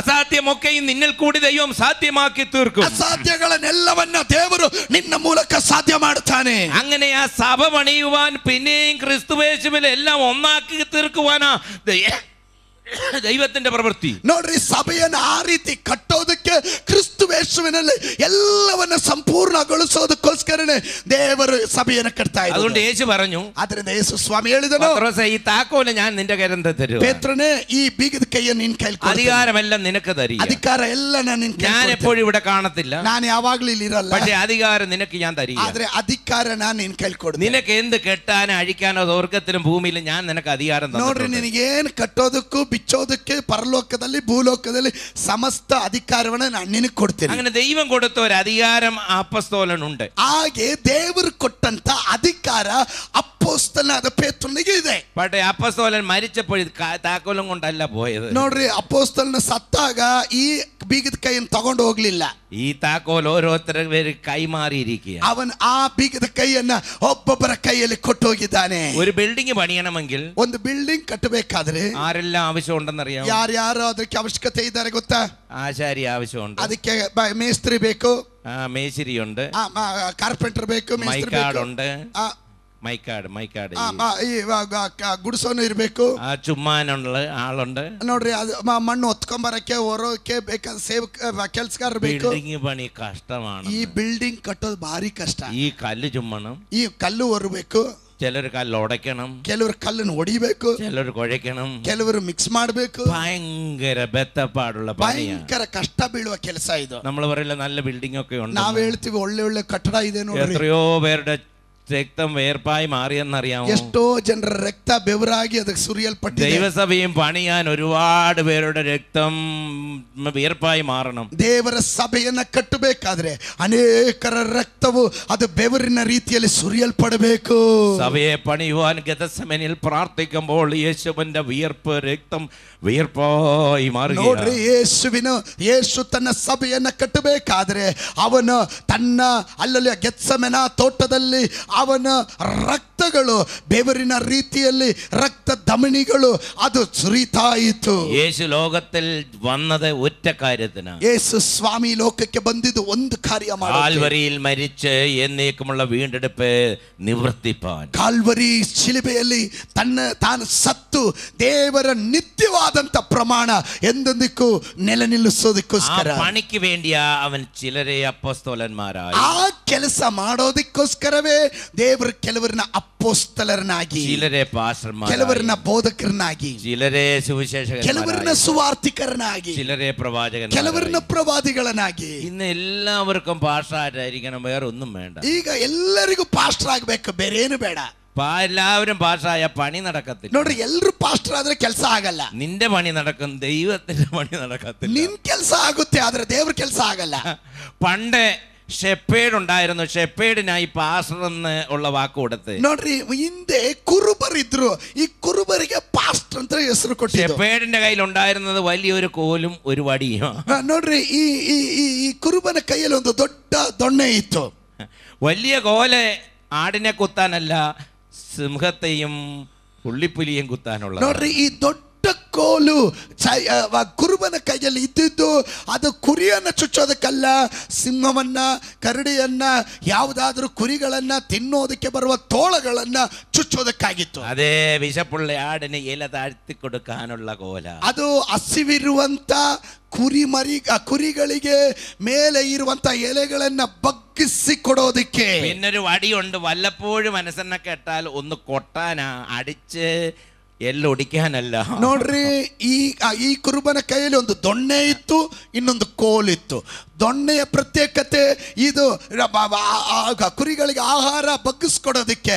ಈ ಕೋಲಿನ ಪ್ರತ್ಯೇಕತೆ ಅವಾಗವಾಗ ಬೇಕಾದ್ರೆ ಒಂದೊಂದು ಏಟ್ ಕೊಡೋದಿಕ್ಕೆ. ഇന്നുള്ള ഇടയന്മാരുടെ ಕೋಲಿಲ್ಲ, ವಡಿ ಮಾತ್ರವೇ ಉಳ್ಳು. ಈಗ ಇರುವಂತ ಕುರುಬರ ಕೈಯಲ್ಲಿ ದೊಣ್ಣೆ ಇಲ್ಲ, ಈಗಿರೋದು ಕೋಲು ಮಾತ್ರ. അടിയല്ലാതെ വേറൊന്നും ആടുകൾക്ക് ഇന്ന് തീറ്റി എന്ന് പറഞ്ഞ കിട്ടത്തേ. ಇವತ್ತು ಕುರಿಗಳಿಗೆ ಏಟು ಅನ್ನೋದಲ್ಲದೆ ಚೆನ್ನಾಗಿ ತಿನ್ನೋದಕ್ಕೆ ಏನು ಸಿಗ್ತಾ ಇಲ್ಲ. ദൈവജനത്തെ പോഷിപ്പിച്ച് വഴി നടത്തുന്ന നല്ല കർത്തദാസന്മാരെ ഓർത്ത് ഞാൻ ദൈവത്തെ സ്തുതിക്കുന്നു. ಆದ್ರೆ ದೇವ ಜನರನ್ನ ಚೆನ್ನಾಗಿ ಪೋಷಣೆ ಮಾಡಿ ಬೆಳೆಸುವ ಕರ್ತನ ಸೇವಕರುಗಳಿಗಾಗಿ ನಾನು ದೇವರಿಗೆ ಸ್ತೋತ್ರ ಮಾಡುತ್ತೇನೆ. ദൈവകൃപയിൽ ദൈവജനത്തെ പത്യോപദേശത്തിലും ദൈവകൃപയിലും നിലനിർത്തുവാൻ ദൈവം അഭിഷേകം ചെയ്ത അഭിഷക്തന്മാർക്കായി ദൈവത്തെ സ്തുതിക്കുന്നു. ನೋಡ್ರಿ, ದೇವ ಜನರನ್ನ ದೇವರ ಕೃಪೆಯಲ್ಲಿ ಸ್ವಸ್ಥ ಬೋಧನೆಯಿಂದ ಅವರನ್ನ ನಡೆಸುವಂತ ಅಭಿಷಕ್ತ ದೇವ ಸೇವಕರುಗಳಿಗಾಗಿ ನಾನು ದೇವರಿಗೆ ಯಾವಾಗಲೂ ಸ್ತೋತ್ರ ಮಾಡುತ್ತೇನೆ. ഇടയൻ ആടുകളെ നയിക്കുകയായിരുന്നു. ಮುಂಚೆ ಕುರುಬನು ಕುರಿಗಳನ್ನ ನಡೆಸ್ತಾ ಇದ್ದ. ഇപ്പൊ തിരിഞ്ഞിരിക്കുക.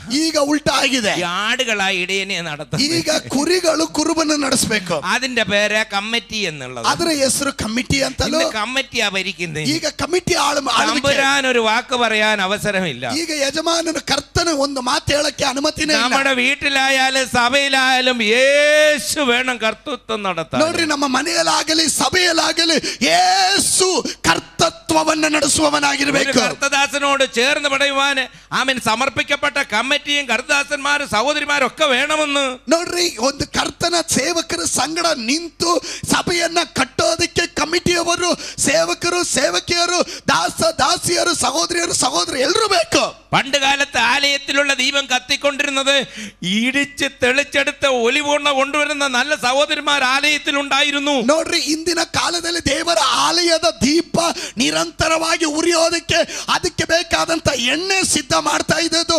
ಈ ಒಲಿವಿನ ಕಾಯಿಗಳನ್ನು ಚೆನ್ನಾಗಿ ಕುಟ್ಟಿ ಹಿಂಡಿ ಆ ಎಣ್ಣೆ ತಗೊಂಬಂದು ಸಹೋದರಿಯರು ಆಲಯದ ದೀಪವನ್ನು ಉರಿಸ್ತಾ ಇದ್ರು. ಆಲಯಕ್ಕೆ ಎಣ್ಣೆ ತರೋದಕ್ಕೆ ಅವತ್ತು ಸಹೋದರಿಯರು ಇದ್ರು. നിയമം കൈകൊണ്ട് ഇടിച്ചെടുത്ത തെളിഞ്ഞുള്ള എണ്ണയുമായിട്ട് വരണമെന്നാണ്. ಅದರ ನಿಯಮ ಏನು ಗೊತ್ತಾ? ಕೈಯಿಂದ ಜಜ್ಜಿ ತೆಗೆದಂತ ಒಳ್ಳೆಯ ಎಣ್ಣೆ, ಚೆನ್ನಾಗಿ ಶುದ್ಧವಾಗಿರುವ ಎಣ್ಣೆಯನ್ನು ತರಬೇಕು. ಅದು ಪ್ರಮಾಣ. ഇടിക്കുന്ന ഒരു വിയർപ്പിന്റെ പങ്ക് ആ വേലയിൽ നിനക്കുണ്ടായിരിക്കണം. ನೋಡ್ರಿ, ಚೆನ್ನಾಗಿ ಜಜ್ಜುವಾಗ ಸುರಿಯುವ ಬೆವರಿನ പാലുകാരിക്ക് അത് നിനಗೂ ഉള്ളതാಗಿರಬೇಕು. ഒരു പെറ്റതള്ള തന്റെ കുഞ്ഞിനെ മറക്കത്തില്ല, കാരണം അവൾ നൊന്തു പ്രസവിച്ചതാ. ಒಂದು ಎತ್ತ ಹೆಂಗಸು ತನ್ನ ಕೂಸನ್ನ ಮರೆಯೋದಿಲ್ಲ. ಅವಳು ಎಂದಿಗೆ ಮರೆಯೋದಿಲ್ಲ, ಕಾರಣ ಅವಳು ನೊಂದು ಪ್ರಸವ ಮಾಡಿದವಳು. പരിശുദ്ധ സ്ഥലവും അതിപരിശുദ്ധ സ്ഥലവും തമ്മിൽ വേർതിരിക്കുന്ന ആമേൻ ആ കട്ടനുണ്ടായിരുന്നു. നല്ല സ്ത്രീകൾ കൈകൊണ്ട് നെയ്തെടുത്തതാ. ನೋಡ್ರಿ, ಪರಿಶುದ್ಧ ಸ್ಥಳವನ್ನ ಅತಿ ಪರಿಶುದ್ಧವಾದ ಸ್ಥಳದ ಮಧ್ಯದಲ್ಲಿ ಒಂದು ಪರದೆ ಇತ್ತು. ಆ ಪರದೆಯನ್ನ ಒಳ್ಳೆ ಸ್ತ್ರೀಯರು ಕೈಯಿಂದ ಅವರ ಕರಕುಶಲ ಕೆಲಸಗಳನ್ನ ಮಾಡಿ ಉಂಟು ಮಾಡಿದ್ದಾಗಿತ್ತು. സഭ വളരണമോ? എല്ലാവർക്കും ഒരു പങ്കുണ്ട്. ಸಭೆ ಬೆಳಿಬೇಕಾ? ಎಲ್ಲರಿಗೊಂದು ಪಾಲಿದೆ. പ്രാർത്ഥിക്കാൻ കൃപ ലഭിച്ചവർ പ്രാർത്ഥിക്കണം. ಪ್ರಾರ್ಥನೆಗೆ ಕೃಪೆ ಲಭಿಸಿದವರು ಪ್ರಾರ್ಥಿಸಬೇಕು. പെട്ടകം ചുമപ്പാൻ സമർപ്പിക്കപ്പെട്ട പെട്ടകം ചുമക്കണം. ಓ, ಮಂಜೂಷ ಹೊರೋದಕ್ಕೆ ಸಮರ್ಪಿಸಲ್ಪಟ್ಟವರು ಮಂಜೂಷ ಹೊರಬೇಕು.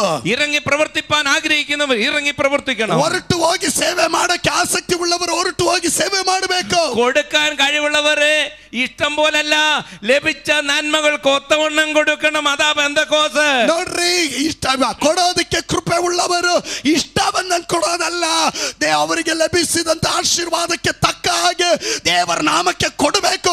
ಅದು ಪಂಚಶತಮ ಸಭೆ. താക്കോച്ചനും മറിയാമയും ആമേൻ തോമാച്ചനും എല്ലാം 5 രൂപ കൊടുക്കുന്നതല്ല, അവനവന് ലഭിച്ച നന്മകൾക്ക് ഒത്തവണ്ണം അർപ്പിച്ച് ആരാധിക്കുന്ന ആരാധനയാ പെന്തക്കോസിന്റെ ആരാധന. ಮರಿಯಮ್ಮ, ತೋಮನು ಇಂಥವರೆಲ್ಲರೂ ಅವರವರಿಗೆ ಸಿಕ್ಕಿದ 5 ರೂಪಾಯಿ 10 ರೂಪಾಯಿ ಕೊಡೋದಲ್ಲ.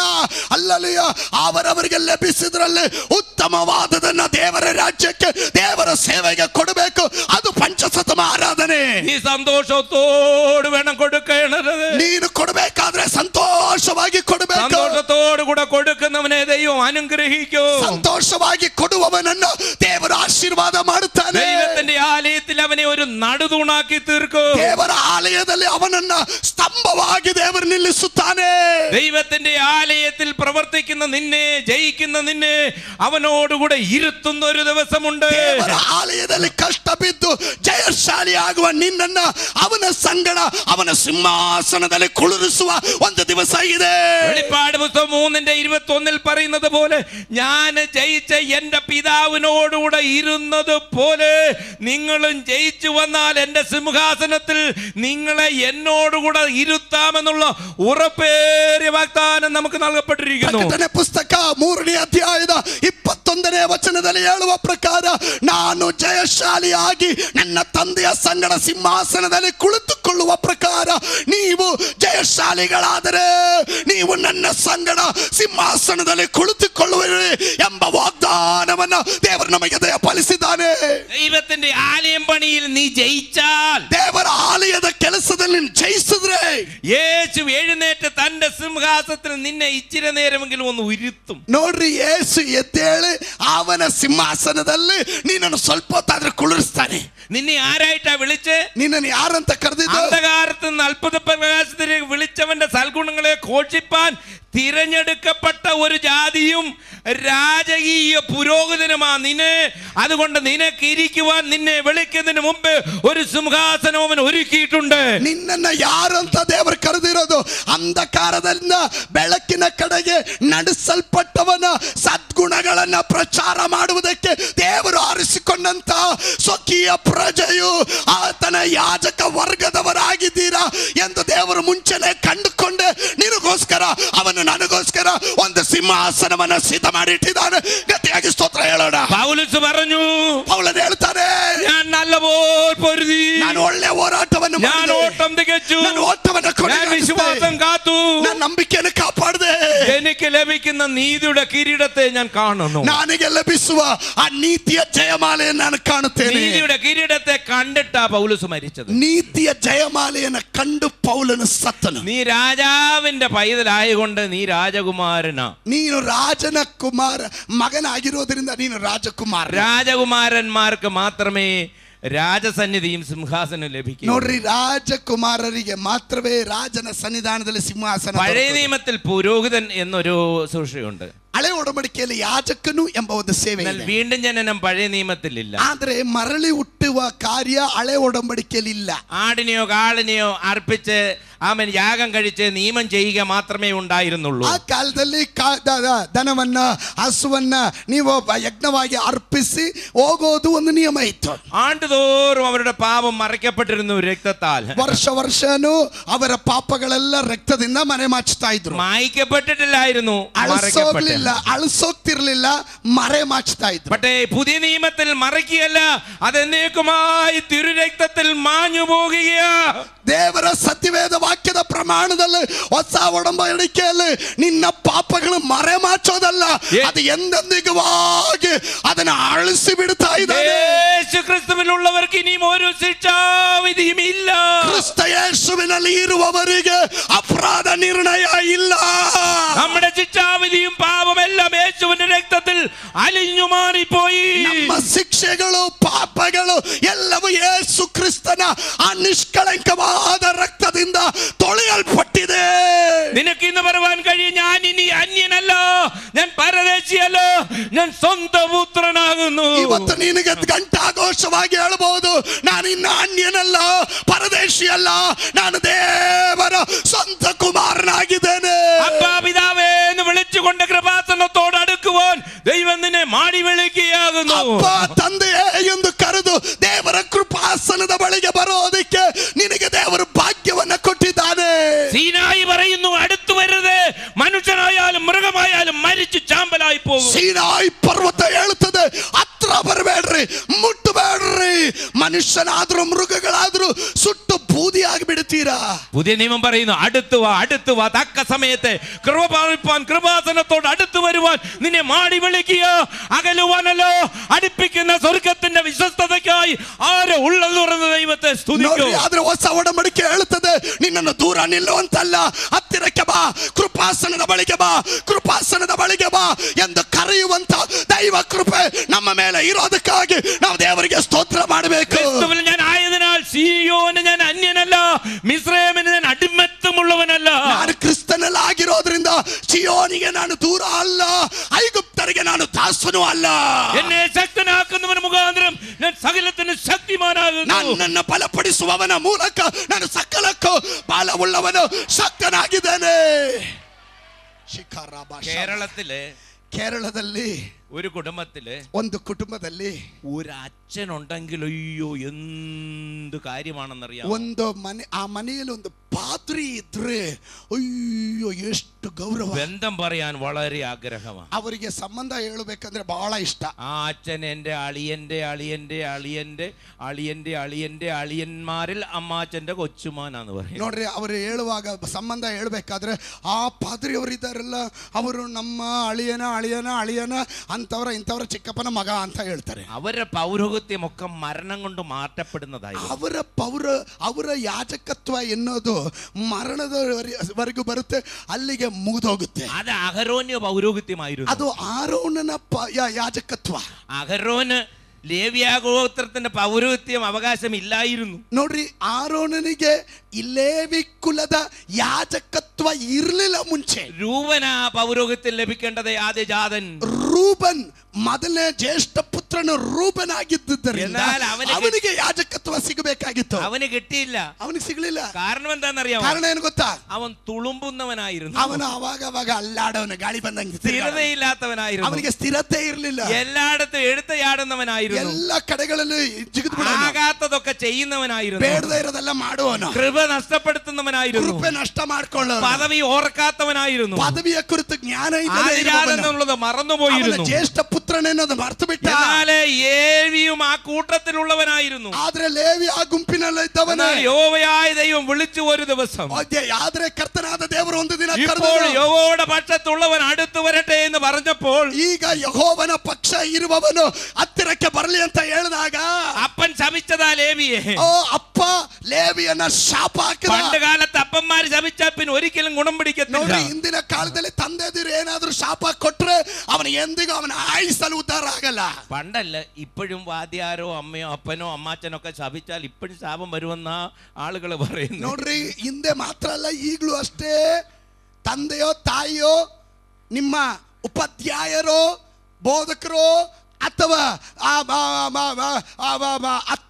ಮಾವನವರು ಯಾರಾದ್ರೂ ಶಾಪ ಕೊಟ್ರೆ ಅದು ಇವತ್ತು ಫಲಿಸುತ್ತೆ ಅಂತ. അപ്പന്റെ ശാപത്തെ ഹൃദയത്തിൽ ഒതുക്കിക്കൊണ്ടിരുന്ന ലേവി, ನೋಡ್ರಿ, ಅಪ್ಪನ ಶಾಪ ಹೃದಯದಲ್ಲಿ ಅಡಗಿಸಿಟ್ಟಿದ್ದಂತ ಲೇವಿ യഹോവയുടെ പക്ഷത്തുള്ളവൻ വരട്ടെന്ന് പറഞ്ഞപ്പോൾ ലേവി ഓടുകയാണ്. ನೋಡ್ರಿ, ಯೆಹೋವನ ಪಕ್ಷ ಇರುವವನು ಬಳಿಗೆ ಬರಲಿ ಅಂತ ಹೇಳಿದಾಗ ಮೊದಲು ಓಡಿದ್ದು ಲೇವಿ ಆಗಿದ್ದನು. എന്റെ മോൻ ഒരിക്കൽ പറഞ്ഞു, ನನ್ನ ಮಗ ಒಮ್ಮೆ ಹೇಳ್ದ, ഈ രോഗശാന്തിക്ക് വേണ്ടി പ്രാർത്ഥിക്കാൻ വിളിക്കുമ്പോൾ ആരെ ഓടി ആദ്യം വരുന്നോ അവൻ സൗഖ്യമാകും. ನೋಡ್ರಿ, ಈ ರೋಗ ಸೌಖ್ಯಕ್ಕೋಸ್ಕರ ಪ್ರಾರ್ಥನೆ ಮಾಡೋದಿಕ್ಕೆ ಕರೆಯುವಾಗ ಮೊದಲು ಯಾರು ಓಡಿ ಬರ್ತಾರೋ ಅವ್ರು ಸೌಖ್ಯ ಹೊಂದ್ತಾರೆ. ഇപ്പൊ സൗഖ്യമാകത്തില്ല. മിക്കവാറും പെന്തക്കോസ്തുകാർ സൗഖ്യമാകത്തേ ഇല്ല. ಈಗ ಪಂಚಸತಮ ಸಭೆಯವರು ಈಗ ಸರಿಯಾಗಿ ಸೌಖ್ಯ ಆಗೋದೇ ಇಲ್ಲ. ജാതികളാന്ന് ഉടനെ സൗഖ്യമാകും. ನೋಡ್ರಿ, ಅನ್ಯ ಜನರಾದ್ರೆ ತಕ್ಷಣವಾಗಿ ಸೌಖ್ಯ ಆಗ್ತಾರೆ. നമ്മൾ പറയും, ഇതിലും വലിയ ആള് വന്ന് പ്രസംഗിച്ച് ഞാൻ പോയി സൗഖ്യമായില്ല, പിന്നെ ഇയാള്. ನಾವು ಅಲ್ಲಿ ಅವರು ಕರೆ ಕೊಡುವಾಗಲೇ ಹೇಳ್ಬಿಡ್ತೀವಿ, ಇದಕ್ಕಿಂತ ಶ್ರೇಷ್ಠ ದೇವ ಸೇವಕರು ಬಂದು ಪ್ರಸಂಗ ಮಾಡಿದಾಗಲೇ ನಾನು ಸೌಖ್ಯ ಆಗ್ಲಿಲ್ಲ, ಇವರು ಕರೆದ್ರೆ ಸೌಖ್ಯ ಆಗ್ಬಿಡುತ್ತಾ? പിന്നെ പാർശ്വനെയും സൗഖ്യമാകാനുള്ളവനെ കൈയൊന്ന് പൊക്കാന്. ನೋಡ್ರಿ, ಪಾಸ್ಟರ್ ಹೇಳ್ತಾರೆ ಸೌಖ್ಯ ಆಗಿರೋರು ಕೈ ಎತ್ರಿ ಅಂತ. അവരിച്ചിരി പൊക്കും, ಅವರು ಸ್ವಲ್ಪ ಹಿಂಗೆ ಎತ್ತಾರೆ. പിന്നെ പറയും എഴുന്നേറ്റ് നിൽക്കാൻ. ಆಮೇಲೆ ಪಾಸ್ಟರ್ ಹೇಳ್ತಾರೆ ಎದ್ ನಿಂತ್ಕೊಳ್ರಿ. പിന്നെ പറയും ഇങ്ങോട്ട് വരാന്. ಆಮೇಲೆ ಹೇಳ್ತಾರೆ ಮುಂದೆ ಬನ್ರಿ. ചിലരുടെ വരവ് കണ്ടാൽ എന്നൊക്കെ ഇന്ന് ഇത് നടക്കത്തില്ലെന്ന്. ಕೆಲವರು ಬರೋ ರೀತಿ ನೋಡಿದ್ರೆ ಗೊತ್ತಾಗುತ್ತೆ ಇವತ್ತು ಇವರು ಸೌಖ್ಯ ಹೊಂದಿದವರಲ್ಲ. ഓടേണ്ടത് മാൻ നീർത്തുള്ളിലേക്ക് ചെല്ലുവാൻ കാക്ഷിക്കുന്നത് പോലെ ദൈവസ്ഥനിലേക്ക് ഓടണം. ನೀನು ಓಡಬೇಕಾಗಿರೋದು ಹೇಗೆ ಗೊತ್ತಾ?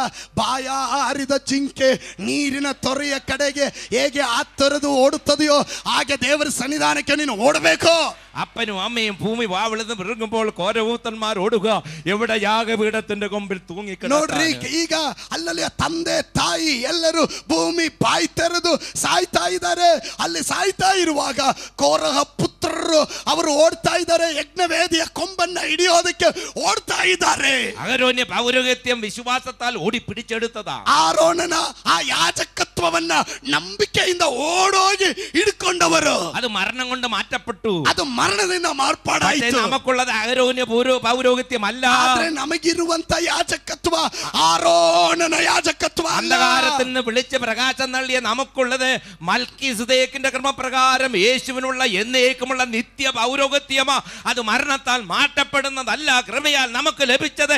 അത് ഓർക്കുമ്പോഴാണ് ഉണർവ് ആരംഭിക്കുന്നത്. ಆದ್ರೆ ನಮಗೆ ಲಭಿಸಿರುವಂತ ಯಾಜಕತ್ವ ಎನ್ನುವುದು ಮಲ್ಕೀಸೇದಕನ ಹಾಗೆ ನಿತ್ಯ ಅಕ್ಷಯವಾಗಿ ನೆಲೆ ನಿಲ್ಲುವಂತ ಯೇಸು ಕ್ರಿಸ್ತನ ಮೂಲಕ ಲಭಿಸಿದಂತ ಯಾಜಕತ್ವವಾಗಿರೋದ್ರಿಂದ ನಾವು ಅದರಲ್ಲಿ ಸಂತೋಷ ಉಳ್ಳವರು, ಆನಂದ ಉಳ್ಳವರಾಗಿರಬೇಕು. അതുകൊണ്ട് നീ പറയണം, ഞാൻ അച്ഛനും പുരോഹിതനും മാത്രമല്ല, ഞാൻ മൽക്കിസദേക്കിന്റെ പ്രകാരമുള്ള മഹാപുരോഹിതനായി തീരുന്ന ഒരു ദിവസമുണ്ട്. ನೋಡ್ರಿ, ಆದ್ರಿಂದ ನಾವು ಪಾದ್ರಿಯವರು ಅಥವಾ ಬಿಷಪ್ ಅಂತ ಹೇಳೋದಲ್ಲ, ಅದಕ್ಕಿಂತ ಶ್ರೇಷ್ಠವಾದ ಮಲ್ಕಿಜೇದಕನ ಯಾಜಕತ್ವದಲ್ಲಿ ಹುಟ್ಟಿ ಬೆಳೆದವನಾಗಿರೋದ್ರಿಂದ ನಾನು ಮಹಾಯಾಜಕನ ಸಂಗಡ ನಿಲ್ಲಬೇಕಾದವನು.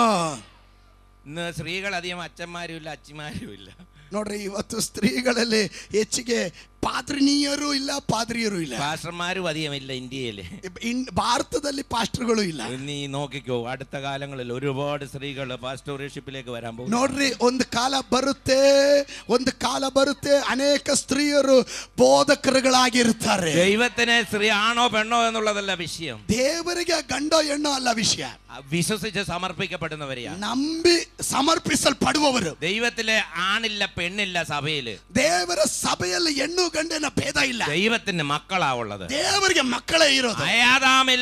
ഏദേൻ തോട്ടത്തിൽ ആദാമിനെ ആദ്യം സൃഷ്ടിച്ചത് ದೇವರು ಆದಾಮನನ್ನ ಏದೆನ್ ತೋಟದಲ್ಲಿ ಮೊದಲು ಸೃಷ್ಟಿ ಮಾಡಿದರು. യേശു ക്രിസ്തുവിൽ ഇത് ഒന്നായി തീരാൻ പോകുക. ಈಗ ಯೇಸು ಕ್ರಿಸ್ತನಲ್ಲಿ ಒಂದಾಗಲಿಕ್ಕೆ ಹೋಗುತ್ತಿದ್ದಾರೆ. പിന്നെ നമ്മളെല്ലാവരും ദൈവമക്കൾ ആണും പെണ്ണും ഉള്ളതെന്ന വിഷയമല്ല. ಆದ್ದರಿಂದ ನಾವು ದೇವ ಮಕ್ಕಳು, ಹೆಣ್ಣು ಗಂಡು ಎಂಬ ಭೇದ ಇಲ್ಲ. ചിലർ പറയും, ഭാര്യയോട് അങ്ങ് വാ, നിന്നെ സ്വർഗത്തിൽ വെച്ച് കണ്ടോളാം. ಕೆಲವರು ಹೇಳ್ತಾರೆ, ಹೆಂಡತಿ ಹತ್ರ ನೀನು ಅಲ್ಲೂ ಬಾ, ಪರಲೋಕದಲ್ಲಿ ಒಂದು ಕೈ ನೋಡ್ಕೋತೀನಿ. കാഹളത്തിന്റെ ശബ്ദം ഉയർക്കുമ്പോൾ, ತುತ್ತೂರಿ ಧ್ವನಿ ಮೊಳಗುವಾಗ, നീ പെണ്ണായിട്ടല്ല ഉയർക്കുന്നത്, ನೀನು ಹೆಣ್ಣಾಗಲ್ಲ, ಪುನರುತ್ಥಾನ ആണായിട്ടുമല്ല ഉയർക്കുന്നത്, ನೀನು ಗಂಡಾಗಲ್ಲ, ನೀನು ಮೇಲೆ നേരത്തിനുള്ളിൽ ಕಣ್ಣರೆಪ್ಪೆ 94 വയസ്സുള്ള വല്യപ്പൻ മരിച്ച വല്യപ്പൻ ಕ್ಷಣ ಮಾತ್ರದಲ್ಲಿ 94 ವರ್ಷ ಪ್ರಾಯವುಳ್ಳ ಅಜ್ಜ ಸತ್ತಂತ ಅಜ್ಜ, 33 വയസ്സുള്ള പ്രായമുള്ള മരിച്ച ഒരു സ്ത്രീയും, 33 ವಯಸ್ಸು ಪ್ರಾಯವುಳ್ಳ ಒಂದು ಸ್ತ್ರೀಯು, 6 മാസം മരിച്ച അല്ലെ 4 വയസ്സുള്ള മരിച്ച ഒരു പൈതലും, 6 ತಿಂಗಳು 4 ವರ್ಷ ಇರುವ ಒಂದು ಬಾಲಕನು ಸತ್ತಿದ್ರು. ക്രിസ്തുയേശുവിൽ മരിച്ചെങ്കിൽ, ಕ್ರಿಸ್ತ ಯೇಸುವಿನಲ್ಲಿ ಸತ್ತಿದ್ರೆ, കാഹളത്തിന്റെ ശബ്ദത്തെങ്കിൽ, ಕಡೆ ತುತ್ತೂರಿಯ ಧ್ವನಿಯಲ್ಲಿ നീ തേജസ്സോടുകൂടെ ഉയർക്കുമ്പോൾ, ನೀನು ತೇಜಸ್ವರಿತನವಾಗಿ ಎತ್ತಲ್ಪಡುವಾಗ, നീ യേശുവിന്റെ ശരീരത്തോട് അനുരൂപരായ രൂപാന്തരപ്പെടുന്ന, ನೀನು ಯೇಸು ಕ್ರಿಸ್ತನ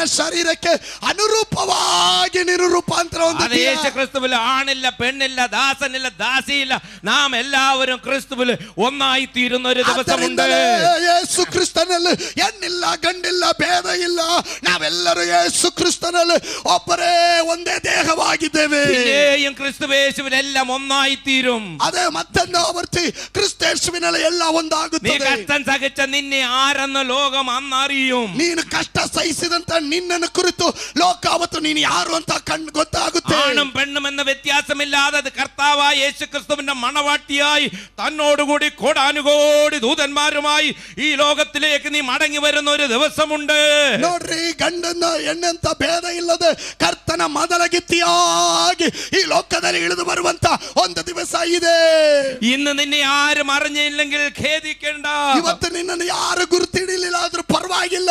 നീ ആരെന്ന് ലോകം അറിയുന്ന ഒരു ദിവസമുണ്ട്. ನೀನು ಯಾರು ಅಂತ ತೋರಿಸುವ ಒಂದು ದಿವಸ ಲೋಕದಲ್ಲಿ ಇದೆ. രാജാതിരാജാവും കർത്താതി കർത്താവുമായ നാസറേനായ യേശുവിന്റെ മണവാട്ടിയായി ഈ ലോകത്തിലേക്ക് നീ കടന്നു വന്ന് 1000 സംവത്സരം നീതിയോട് ന്യായത്തോട് ഈ ലോകത്തെ നീ ഭരിക്കുമ്പോൾ, ഈ ലോകവും ലോകക്കാരും സാത്താനും അതിന്റെ ശക്തിയും നീ ആരെന്നറിയുന്ന ഒരു ദിവസമുണ്ട്. 1000 ವರ್ಷಗಳ ಆಳ್ವಿಕೆ ದಿವಸ ಕರ್ತನ ಅಲ್ಲಲೆಯ ಮಕ್ಕಳಾಗಿ, ಅಲ್ಲಲೆಯ ನೀವು ಈ ಲೋಕದಲ್ಲಿ ಮೊದಲಗಿತ್ತಿಯಾಗಿ ಇಳಿದು ಬಂದು ಈ ಲೋಕವನ್ನು ಸತ್ಯದಲ್ಲೂ ನೀತಿಯಲ್ಲೂ ಈ ಲೋಕವನ್ನು ಆಳ್ವಿಕೆ ಮಾಡುವ ಆ ಕಾಲದಲ್ಲಿ ನೀನು ಕಷ್ಟ ಬಿದ್ದಿದ್ದು, ಕಣ್ಣು ನೀರು ಕುಡಿದಿದ್ದು, ನೀನು ನಿಂದೆ ಅನುಭವಿಸಿದ್ದು ಯಾತಕ್ಕೋಸ್ಕರ ಎನ್ನುವುದು ಈ ಲೋಕ ಅವತ್ತು ಕಂಡು അറിയുತ್ತದೆ.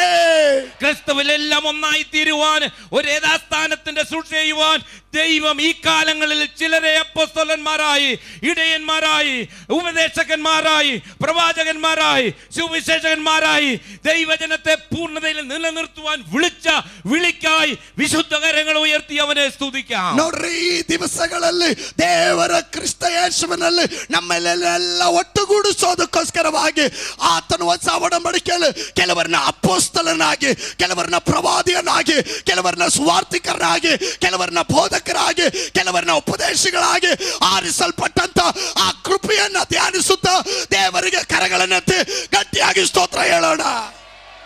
ഒരു കൃപയും നൽകാതെ ദൈവം ആരെയും വിളിച്ചിട്ടില്ല. ಒಂದು ಪ್ರತಿಫಲ ಕೊಡದೆ ಯಾರನ್ನು ದೇವರು ಕರೀಲಿಲ್ಲ. നീ ദൈവ പൈതലെങ്കിൽ അതിന്റെ സ്വഭാവം നിന്നിൽ കാണും. ದೇವರ ಮಗನೋ ಮಗಳೋ ನೀನಾಗಿದ್ರೆ ಅದರ ಸ್ವಭಾವ ನೀನು ಕಾಣ್ತೀಯ. കേരളത്തിൽ ഒരു പഴഞ്ചൊല്ലുണ്ട്. ಕೇರಳದಲ್ಲಿ ಒಂದು ನಾಣ್ಣುಡಿ ಇದೆ. കോഴിയുടെ കുഞ്ഞിനെ ചെതയാൻ പഠിപ്പിക്കേണ്ട, അത് തന്നെ ചെതഞ്ഞു. ನೋಡ್ರಿ, ಕೋಳಿ ಮರಿಯನ್ನ ಆಹಾರಕ್ಕಾಗಿ ಕಾಲ ಕೆರೆಯೋದಕ್ಕೆ ನೀನು ಕಳಿಸ್ಕೊಡೋ ಅವಶ್ಯಕತೆ ಇಲ್ಲ, ಅದೇ ಕೆರೆಯುತ್ತೆ. പട്ടിയെ കുരയ്ക്കാൻ ആരും പഠിപ്പിക്കേണ്ട, തന്നെ കുരയ്ക്കും. ನಾಯಿಗೆ ಬೊಗಳೋದು ಹೆಂಗೆ ಅಂತ ಹೇಳ್ಕೊಡೋ ಅವಶ್ಯಕತೆ ಇಲ್ಲ, ಅದು ಸ್ವತಃ ತಾನೇ ಬೊಗಳುತ್ತೆ. കാടന്റെ കുഞ്ഞിനെ കൂവാൻ പഠിപ്പിക്കേണ്ട, അത് തന്നെ അമ്മക്കാടൻ കൂവുന്നത് കേട്ട് കേട്ട് അതും കൂവും. ಈ ಕಾಡು ಕೋಳಿ ಕೂಗೋದು ಹೇಗೆ ಅಂತ ಅದಕ್ಕೆ ಗೊತ್ತಿಲ್ಲ, ಅದು ಯಾರು ತಾಯಿ ಕೋಳಿ ಹೇಳ್ಕೊಡೋ ಅವಶ್ಯಕತೆ ಇಲ್ಲ, ತಾಯಿ ಕೋಳಿ ಕೂಗೋದನ್ನೇ ಮರಿಕೋಳಿ. കാക്ക അലച്ച മറ്റുള്ള കാക്കകളും അലയ്ക്കും. ಒಂದು ಕಾಗೆ ಕೂಗಿದ್ರೆ ಎಲ್ಲಾ ಕಾಗೆಗಳು ಕೂಗುತ್ತೆ. അതാ മൃഗത്തിന്റെ സ്വഭാവം. ಅದು ಮೃಗದ ಸ್ವಭಾವ. നമുക്കെന്തോ സ്വഭാവം? ನಮಗೆಂತ ಸ್ವಭಾವ? ദൈവത്തിന്റെ മക്കളായിരിക്കുമ്പോൾ, ದೇವರ ಮಕ್ಕಳಾಗಿರುವಾಗ ദൈവത്തെ സ്തുതിക്കാൻ കഴിയുമോ? ದೇವರಿಗೆ ಸ್ತೋತ್ರ ಮಾಡ್ಲಿಕ್ಕೆ ഒരാൾ ഒരു സ്തോത്രം പറഞ്ഞാൽ അടുത്ത ആൾ ഏറ്റു പറയുമോ?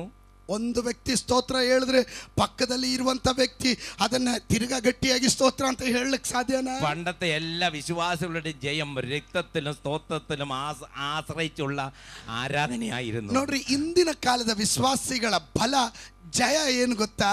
ಅವರು ಯೇಸುವಿನ ರಕ್ತದಲ್ಲೂ ದೇವರ ಬಾಯಿಂದ ಬರುವಂತ ಸ್ತೋತ್ರದಲ್ಲೂ ಅವರು ಆಶ್ರಯ ಇಟ್ಟಿದ್ರು, ಅದರಿಂದಲೇ ಅವರು ಜಯ ಪಡೆದರು. അവർക്ക് ഒരുപാട് കഷ്ടമുണ്ടായിരുന്നു. ಅವ್ರಿಗೆ ಬಹಳ ಕಷ್ಟ ಇತ್ತು. കഷ്ടങ്ങളെയൊക്കെ ജയിച്ചത് വഴക്ക് പറഞ്ഞല്ല, സ്തോത്രം ചെയ്തായിരുന്നു. ಅವ್ರ ಕಷ್ಟಗಳನ್ನೆಲ್ಲ ಜಯಿಸಿದ್ದು ಜಗಳ ಮಾಡ್ಕೊಂಡಲ್ಲ, ಅವರು ಸ್ತೋತ್ರ ಹೇಳಿ ಸ್ತೋತ್ರ ಹೇಳಿ ಸ್ತೋತ್ರ ಹೇಳಿ ಅವರು ಸ್ತೋತ್ರ ಹೇಳಿ ಜಯ ಪಡೆದರು. പാസ്റ്റർമാരുടെ ഭാര്യമാർ അത്താഴം വെക്കാൻ അരിയില്ലെങ്കിൽ പാസ്റ്ററെ പള്ളു പറഞ്ഞില്ല, വെള്ളം വെച്ച് തീ വെച്ച് വെള്ളം തിളപ്പിച്ചുകൊണ്ടിരിക്കും, ആരെങ്കിലും എവിടെ നിന്നെങ്കിലും അരി കൊണ്ടുവരുമെന്നുള്ള വിശ്വാസം അവർക്കുണ്ടായിരുന്നു. ನೋಡ್ರಿ, ಇಂದಿನ ಕಾಲದ ಪಾಸ್ಟರ್ ಹೆಂಡತಿಯರು ಮನೆಯಲ್ಲಿ ಅಕ್ಕಿ ಇಲ್ಲದೆ ಇರುವಾಗ ಪಾಸ್ಟರ್ಗೆ ನೀನ್ ಸೇವೆಗೆ ಇಳಿದ್ರಿಂದ ಇಲ್ಲಿ ಮನೆಯಲ್ಲಿ ಅಕ್ಕಿ ಇಲ್ಲ, ಮಾಡಕ್ಕೇನಿಲ್ಲ ಅಂತ ಗುಣಗುಟ್ತಾ ಇರಲಿಲ್ಲ. ಅವರು ನಂಬಿಕೆಯಿಂದ ಒಲೆಯನ್ನು ಉರಿಸ್ತಾ ಇದ್ರು, ಪಾತ್ರೆಯಲ್ಲಿ ನೀರಿಟ್ಟು ಕೈ ಇಟ್ಟು ಪ್ರಾರ್ಥನೆ ಮಾಡ್ತಾ ಇದ್ರು. ಅಕ್ಕಿಯನ್ನ ಯಾರಾದ್ರೂ ತಂದು ಕೊಡುತ್ತಾರೆ ಎಂಬ ಪ್ರಾರ್ಥನೆ, ನಂಬಿಕೆಯ ಪ್ರಾರ್ಥನೆ ಮಾಡ್ತಾ ಇದ್ರು. വെറുവെറുപ്പ് കുടുംബങ്ങളിൽ ഇല്ലായിരുന്നു. ಗುಣಗುಟ್ಟುವಿಕೆ ಆ ಕುಟುಂಬಗಳಲ್ಲಿ ಇರಲಿಲ್ಲ. സംതൃപ്തി എല്ലായിടത്തും ഉണ്ടായിരുന്നു. ಸಂತೃಪ್ತಿ ಎಲ್ಲ ಸ್ಥಳದಲ್ಲೂ ಇತ್ತು. ഒരു സൈക്കിൾ പോലും ഇല്ലായിരുന്നു. ಒಂದು ಸೈಕಲ್ ಸಹ ഒരു ಇರಲಿಲ್ಲ. വാച്ചും ഇല്ലായിരുന്നു യോഗത്തിന് പോകാൻ. ಕೂಟಕ್ಕೆ ಹೋಗಕ್ಕೆ ಒಂದು ಗಡಿಯಾರ ಸಹ ഒറ്റ യോഗം ലേറ്റ് ആയി പോകത്തില്ലായിരുന്നു. ಒಂದು ಕೂಟಕ್ಕೂ ತಡವಾಗಿ ಬರ್ತಾ ಇರಲಿಲ್ಲ. കുഞ്ഞുങ്ങളെ സമയത്തിന് സ്കൂളിൽ വിടുമായിരുന്നു. ಮಕ್ಕಳನ್ನ ಸಮಯಕ್ಕೆ ಶಾಲೆಗೆ ಕಳಿಸ್ತಾ ಇದ್ರು. എല്ലാം നല്ലവണ്ണം ചെയ്യുമായിരുന്നു. ಎಲ್ಲವನ್ನ ಒಳ್ಳೆಯ ರೀತಿಯಲ್ಲೇ ಮಾಡಿದ್ರು. എവിടെ നിന്ന് ലഭിച്ചു? ಎಲ್ಲಿಂದ ಲಭಿಸಿತು? സ്തോത്രത്തിൽ അവരെ ശക്തനാക്കി തീർക്കുന്ന ഒരു സ്വർഗം അവർക്ക് വേണ്ടി ജീവിച്ചിരുന്നു. ಸ್ತೋತ್ರದಲ್ಲಿ ಅವರನ್ನ ಬಲಪಡಿಸುವ ಒಂದು ಪರಲೋಕ ಅವರಿಗಾಗಿ ಜೀವಂತವಾಗಿತ್ತು. എന്റെ യേശു എല്ലാറ്റിനും മതിയായവനെന്ന് ഉറച്ചു വിശ്വസിച്ചു. ನನ್ನ ಯೇಸು ಎಲ್ಲದಕ್ಕೂ ಸರ್ವಸ್ವವು ಅವನೇ ಎಂದು ಅವರು ಆಳವಾಗಿ ನಂಬಿದ್ರು.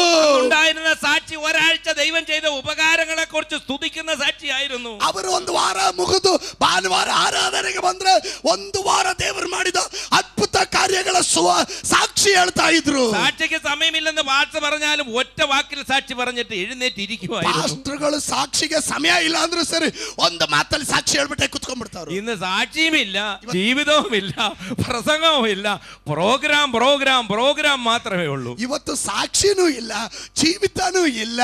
ಇವತ್ತು ಸಭೆಯಲ್ಲಿ ಬಂದ್ರೆ ಕೇವಲ ಪ್ರೋಗ್ರಾಮ್ ಪ್ರೋಗ್ರಾಮ್ ಪ್ರೋಗ್ರಾಮ್. ദൈവത്തിൽ വിശ്വസിച്ചാൽ, ನೀನ್ ದೇವರನ್ನ ನಂಬಿದ್ರೆ ദൈവം നിന്നെ ലജ്ജിതനാക്കി തീർക്കുന്ന ದೇವರು ನಿನ್ನನ್ನು ಲಜ್ಜಿತನಾಗಿ ദൈവവേലയ്ക്ക് വേണ്ടി വിശ്വസിച്ചിറങ്ങിയാൽ മതി. ನೀನ್ ದೇವರ ಸೇವೆಗಾಗಿ എന്റെ ദൈവം പറയുന്നത് നന്മയും കരുണയും ನನ್ನ ದೇವರು ಹೇಳ್ತಾನೆ ಶುಭವು ಕೃಪೆಯು പിന്നാലെ വരുമെന്ന്. ನಿನ್ನ ಹಿಂದೆ ಬರುತ್ತೆ ಅಂತ. നിന്റെ വീട്ടിൽ വളർത്തുന്ന ഒരു പട്ടിക്കുട്ടി നിന്റെ പിന്നാലെ വരുന്നത് പോലെ ನಿನ್ನ ಮನೆಯಲ್ಲಿ ಬೆಳೆಸುವಂತ ನಾಯಿ ಮರಿ ನಿನ್ನ ಹಿಂದೆ യേശുവിൽ വിശ്വസിച്ചുകൊണ്ട് ನೀನು ಕ್ರಿಸ್ತ ಯೇಸುವಿನಲ್ಲಿ നീ മുന്നേറിയാൽ ನೀನು ಮುಂದೆ ಬಂದ್ರೆ അച്ചരി അനുഗ്രഹങ്ങളൊക്കെ നിന്റെ പിൻപിൽ വരും. ನೋಡ್ರಿ, ಆಶ್ಚರ್ಯಕರವಾದಂತ ಎಲ್ಲ ಆಶೀರ್ವಾದಗಳು ನಿನ್ನ ಹಿಂದೆ ನಿನ್ನನ್ನು ಹುಡುಕೊಂಡು ಬರುತ್ತೆ. ആത്മീയ അനുഗ്രഹം നിന്റെ മുൻപിൽ നിൽക്കണം. ಆತ್ಮಿಕ ಆಶೀರ್ವಾದಗಳು ನಿನ್ನ ಮುಂದೆ ಇರಬೇಕು. ഭൗതിക അനുഗ്രഹം നിന്റെ പിന്നാലെ വരും.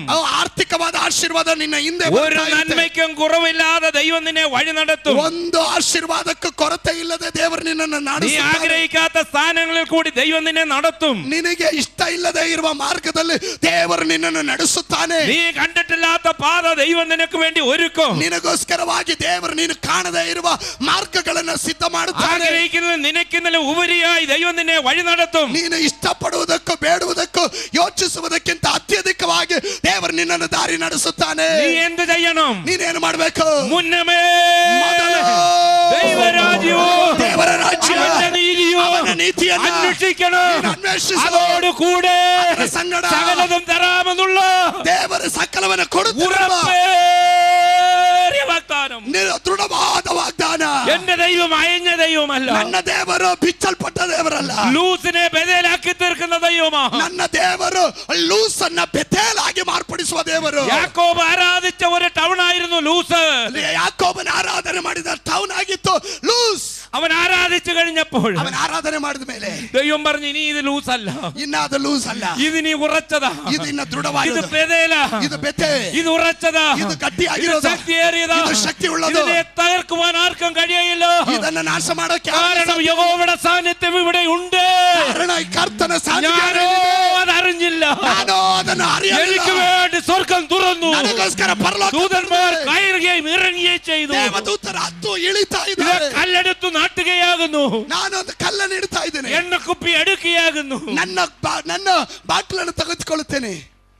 ഓയിൽ ഒഴിച്ച് ಎಣ್ಣೆ ಉಯ್ದು കല്ലിനെ അഭിഷേകം ചെയ്തു. ಕಲ್ಲನ್ನು ಅಭಿಷೇಕ ಮಾಡಿದನು. ഇന്ന് മനുഷ്യനെ അഭിഷേകം ചെയ്യുന്നില്ല, ಇವತ್ತು ಮನುಷ್ಯನನ್ನೇ ಅಭಿಷೇಕ ಮಾಡ್ತಾನೆ. കല്ലിനെ ಅಭಿಷೇകം ചെയ്തു. ಈಗ ಕಲ್ಲನ್ನು ಅಭಿಷೇಕ. യാക്കോബ് പറഞ്ഞു, ಯಾಕೋಬನ ಹೇಳಿದನು, എന്നെ നീ മടക്കി വരുത്തിയ ನೀ ನನ್ನನ್ನು ವಾಪಸ್ ಇಲ್ಲಿ ಕರ್ತಾ കഴിക്കാൻ ആഹാരം തന്നാ മതി, ನಾ ಹೋಗೋ ಸ್ಥಳದಲ್ಲಿ ഉടുപ്പാൻ ತಿನ್ನಕ್ಕೆ വസ്ത്രം തന്നാ ಆಹಾರ, മതി, ವಸ್ತ್ರ ಕೊಟ್ರೆ ಸಾಕು, വേറൊന്നും വേണ്ട. ಬೇರೆ ಏನು ಬೇಡ. അപ്പന്റെ വീട്ടിലേക്ക് മടക്കി വരുത്തിയാ മതി. ನಮ್ಮ ಅಪ್ಪನ ಮನೆಗೆ ವಾಪಸ್ ಕರ್ಕೊಂಡ್ വേറെ ആരും പണിയുണ്ട, ಯಾರು ಕಟ್ಟೋದು ಬೇಡ, ഞാൻ തന്നെ പണി, ನಾನೇ ಕಟ್ಟುತ್ತೇನೆ, ഞാൻ തന്നെ പണി, ನಾನೇ ಕಟ್ಟುತ್ತೇನೆ, എനിക്കുള്ളത് കൊടുത്തു പണി, ನನಗೆ ಇರೋದನ್ನ എല്ലാം കൊടുത്തു പണിയും, ಎಲ್ಲ ಕೊಟ್ಟು ಕಟ್ಟುತ್ತೇನೆ, നിന്നെ ഞാൻ ഉയർത്തും, ನಿನ್ನನ್ನು ನಾನು ಆಶೀರ್ವದಿಸ್ತೇನೆ, നിനക്ക് വേണ്ടി ഞാൻ ജീവിക്കും. ನಿನಗೋಸ್ಕರ ಜೀವಿಸ್ತೇನೆ. ഒരു തീരുമാനം ഒന്നുമില്ലായ്മയിൽ ಒಂದು ತೀರ್ಮಾನ ಏನು ಇಲ್ಲದೆ ಇದ್ದಾಗ. ആലയം പിൻകാലങ്ങളിൽ പണിതത് സ്വർണം കൊണ്ടാ. ನೋಡ್ರಿ, ಆಲಯವನ್ನ ಮುಂದಿನ ದಿವಸಗಳಲ್ಲಿ ಕಟ್ಟಿದ್ದು ಬಂಗಾರದಿಂದ. കല്ല് നാട്ടി എണ്ണയൊഴിച്ച് അഭിഷേകം ചെയ്തപ്പോൾ അതെല്ലാം സ്വർണമായി മാറുകയാണ്. ನೋಡ್ರಿ, ಯಾಕೋಬನು ನಂಬಿಕೆಯಿಂದ ತಲೆದಿಂಬಾಗಿಟ್ಟ ಕಲ್ಲನ್ನ ಅಲ್ಲಿ ನಾಟಿ ಅದಕ್ಕೆ ಎಣ್ಣೆ ಉಯ್ದು ಅಭಿಷೇಕ ಮಾಡಿದಾಗ ನಂಬಿಕೆಯಿಂದ ಮಾಡಿದನು. ನಂತರದ ಕಾಲದಲ್ಲಿ ಬಂಗಾರದ ದೇವಾಲಯವನ್ನ ಕಟ್ಟಲಿಕ್ಕೆ ಸಾಧ್ಯವಾಯಿತು. അഭിഷേകത്തിന്റെ തൈലമുണ്ടോ? ಅಭಿಷೇಕದ ತೈಲ ಇದೆಯಾ? കല്ലും മണ്ണത്തിനെല്ലാം സ്വർണമാക്കി മാറ്റുക. ಕಲ್ಲು ಮಣ್ಣುಗಳನ್ನ ಬಂಗಾರವಾಗಿ ದೇವರ ರೂಪಾಂತರ നിനക്ക് വേണ്ടി ദൈവം അത്ഭുതം പ്രവർത്തിക്കാൻ ನಿನಗೋಸ್ಕರ ದೇವರ ಅದ್ಭುತ ಮಾಡ್ಲಿಕ್ಕೆ വിശ്വസിക്കുന്ന എത്ര പേരുണ്ട്? ನಂಬುವವರು ಎಷ್ಟು ಜನ ಇದ್ದೀರಾ? എന്റെ ദൈവം, ನನ್ನ ದೇವರು, എന്റെ ദൈവം, ನನ್ನ ದೇವರು, എന്റെ ദൈവം, ನನ್ನ ದೇವರು ശത്രുയുടെ മുമ്പാകെ മേശയൊരുക്കുന്ന ദൈവമാണ്. ಶತ್ರುವಿನ ಮುಂದೆ ಔತಣವನ್ನ ಸಿದ್ಧ ಮಾಡುವ എന്റെ ದೇವರು. ദൈവത്തിന് വേണ്ടി ನನ್ನ ದೇವರಿಗೋಸ್ಕರ ഞാൻ ആലയം പണിയും. ನಾನು ಆಲಯವನ್ನ ആര് ಕಟ್ಟುತ್ತೇನೆ. എതിർത്താലും ಯಾರು ವಿರೋಧ എന്നെ ಬಂದ್ರು കൊണ്ട് പണിയിക്കുന്ന ഒരു സ്വർഗമുണ്ട്. ಕೈಯಿಂದ ಕಟ್ಟಿಸುವಂತ ಒಂದು ಪರಲೋಕ ಇದೆ. എന്നെ ശക്തനാക്കുന്നവന് മുഖാന്തരം ನನ್ನನ್ನು ಬಲಪಡಿಸುವವನ ಮೂಲಕ ഞാൻ ശക്തനാകുന്നു. ಎಲ್ಲದಕ್ಕೂ ಶಕ್ತನಾಗಿದ್ದಾನೆ. ആരെ ആരാധിച്ചില്ലെങ്കിലും ಯಾರು ಆರಾಧನೆ ಮಾಡಲಿಲ್ಲ, ഞാനും ನಾನು എന്റെ കുടുംബവും ಕುಟುಂಬವು ഞങ്ങളെ യഹോവയെ സേവിക്കും. ಯೆಹೋವನನ್ನು ಸೇವಿಸುತ್ತೇವೆ. മറ്റുള്ളവർ പിന്മാറട്ടെ, ಉಳಿದವರು ಹಿಂಜರಿದು ഞങ്ങൾ ഉറച്ചു നിൽക്കും. ನಾವು ದೃಢವಾಗಿ ನಿಲ್ಲುತ್ತೇವೆ. നല്ലവർ പൊരുതും, ಒಳ್ಳೆ ಓಟ ഓട്ടം ಓಡುತ್ತೇವೆ, തികയ്ക്കും, ಓಟವನ್ನು വിശ്വാസം കാക്കും. ನಂಬಿಕೆಯನ್ನು ഞാൻ ഇവിടെ നസ്തമിച്ചാലും ನಾನು ಏನದು കാഹളത്തിന്റെ ശബ്ദത്തെങ്കിൽ ನಾನು ಇಲ್ಲಿ ಕೊನೆಗೊಂಡ್ರು തേജസ്സോടുകൂടി ഞാൻ മടങ്ങി വരും. ನಾನು ಹಿಂತಿರುಗಿ ಬರುತ್ತೇನೆ. എന്റെ പ്രവൃത്തിക്ക് തക്ക പ്രതിഫലം തരുന്ന ഒരു യേശുവുണ്ട്. ನನ್ನ ಕ್ರಿಯೆಗೆ ತಕ್ಕ ಪ್ರತಿಫಲ ಕೊಡುವ ಒಬ್ಬ ಯೇಸು ಇದ್ದಾನೆ. അധൈര്യമൊക്കെ മാറട്ടെ, അധൈര്യമൊക്കെ മാറട്ടെ. അധൈര്യ അല്ല ಬಿಟ್ಟೋಗ್ಲಿ. യേശു പറഞ്ഞു ഞാൻ പണിയുമെന്ന്. യേശു സ്വാമി ಹೇಳಿದನು ನಾನು ಕಟ್ಟುತ್ತೇನೆ. പണിയാൻ യോഗ്യനായി ദൈവം നിന്നെ വിളിച്ചിരിക്കുന്നു. ಕಟ್ಟೋದಕ್ಕೆ ಯೋಗ್ಯನಾದ ದೇವರು ನಿನ್ನನ್ನು ಕರೆದಿದ್ದಾನೆ. പൗലോസ് ഇന്ന് ഇവിടെ ഇല്ല, പൗലനില്ല, പത്രോസ് ഇല്ല, പേത്രനില്ല, യാക്കോബില്ല, യാക്കോബനില്ല, യോഹന്നാനില്ല, യോഹന്നാനില്ല, ഏലിയാവില്ല, ഏലിയാവില്ല, എലീശയില്ല, എലീശ ഇല്ല, ഒരു പ്രവാചകന്മാരും ഇല്ല, ಒಂದು ಪ್ರವಾದಿಯೂ ಇಲ್ಲ. അവരെല്ലാം വിശ്രമിക്കുന്നു. ಅವರೆಲ್ಲ ವಿಶ್ರಾಂತಿಯಲ್ಲಿ എന്നാൽ വിശ്രമമില്ലാതെ ദൈവം നിന്നെ വിളിച്ചിരിക്കുന്നു. ಆದ್ರೆ ವಿಶ್ರಾಂತಿ ಇಲ್ಲದೆ ದೇವರು ನಿನ್ನನ್ನು ಕರೆದಿದ್ದಾನೆ. തീർക്കാതെ പോയതിനെ തീർക്കുവാൻ, ಅವರು ಮುಗಿಸಕ್ಕಾಗದೇ ಇರುವ ಕಾರ್ಯ ನೀನು ಮುಗಿಸೋದಕ್ಕೆ. അപ്പസ്തോല പ്രവൃത്തി അവസാനിച്ചിട്ടില്ല. ಅಪೊಸ್ತಲ ಕೃತ್ಯಗಳು ಕೊನೆ ಆಗ್ಲಿಲ್ಲ. അപ്പസ്തോല പ്രവൃത്തി കഴിഞ്ഞ നൂറ്റാണ്ടുകളെ എത്രയോ ഭക്തന്മാർ ദൈവത്തിനു വേണ്ടി പോരാടി മരിച്ച് തങ്ങളുടെ പ്രതിഫലത്തിനായി ആദിമ പിതാക്കന്മാരോട് കൂടെ വിശ്രമിക്കുന്നു. ಅಪೊಸ್ತಲ ಕೃತ್ಯಗಳು ಕೊನೆಗೊಳ್ಳಲಿಲ್ಲ. ಕಳೆದ ಅನೇಕ ಶತಮಾನಗಳು ಅನೇಕ ಭಕ್ತ ಜನರು ದೇವರ ಕೃಪೆಯಲ್ಲಿ ಅವರು ಹೋರಾಟ ಮಾಡಿ ದೇವರ ಸಭೆಯನ್ನು ಕಟ್ಟುತ್ತಾ ಅಪೊಸ್ತಲ ಕೃತ್ಯಗಳನ್ನು ಮುಂದುವರಿಸುತ್ತಾನೆ ಬಂದಿದ್ದಾರೆ. ವಾಗ್ದಾನಕ್ಕಾಗಿ ಅವರು ಈಗ ವಿಶ್ರಾಂತಿಯಲ್ಲಿದ್ದಾರೆ. ഇത് നിന്റെ സമയമാണ്. ಇದು ನಿನ್ನ ಸಮಯ. നീ ചെയ്യേണ്ടത് നീ മാത്രം ചെയ്തതില്ല. ನೀನು ಮಾಡಬೇಕಾದದ್ದು ನೀನು ಮಾತ್ರನೇ വേറെ ಮಾಡಬೇಕು. ആരും ചെയ്തല്ലോ ಬೇರೆ ಯಾರು ಮಾಡಿದ್ರು ಆಗಲ್ಲ. ദൈവത്തിന് ആരും ദൈവം അത് ആർക്കും കൊടുക്കത്തില്ല. ದೇವರು ಯಾರಿಗೂ ಅದಕ್ಕೆ ಅವಕಾಶ ಕೊಡಲ್ಲ. നിനക്ക് തന്ന അവകാശത്തെ നീ മുറുകെ പിടിച്ചു. ನಿನಗೆ ಲಭಿಸಿದ ಅವಕಾಶ ನೀನು ಗಟ್ಟಿಯಾಗಿ ಹಿಡ್ಕೋಬೇಕು. കാലേബിനെ പോലെ പറയാം, മാല തരൂ ഞാൻ വെട്ടിപ്പിടിക്കും. ಓ ಕಾಲೇಬನಿಗೆ ರೀತಿಯಲ್ಲಿ ಹೇಳ್ರಿ, ಆ ಪರ್ವತವನ್ನು ನಾನು ಕಡಿದು ಹಿಡಿಯುತ್ತೇನೆ. മാൻപേട കാലിന് തുല്യമായി എന്റെ കാലിനെ ഉന്നതഗിരിയിൽ നൂറുത്തണമെന്ന് പ്രാർത്ഥിച്ചു. ಕರ್ತನ ಸನ್ನಿಧಾನದಲ್ಲಿ ಪ್ರಾರ್ಥನೆ ಮಾಡ್ರಿ. ಜಿಂಕೆಯ ಕಾಲುಗಳಂತೆ ನನ್ನ ಕಾಲುಗಳು ಉನ್ನತವಾದ ಪರ್ವತದಲ್ಲಿ ದೃಢವಾಗಿ ನಿಲ್ಲೋದಕ್ಕೆ ಕೃಪೆ ಕೊಡು.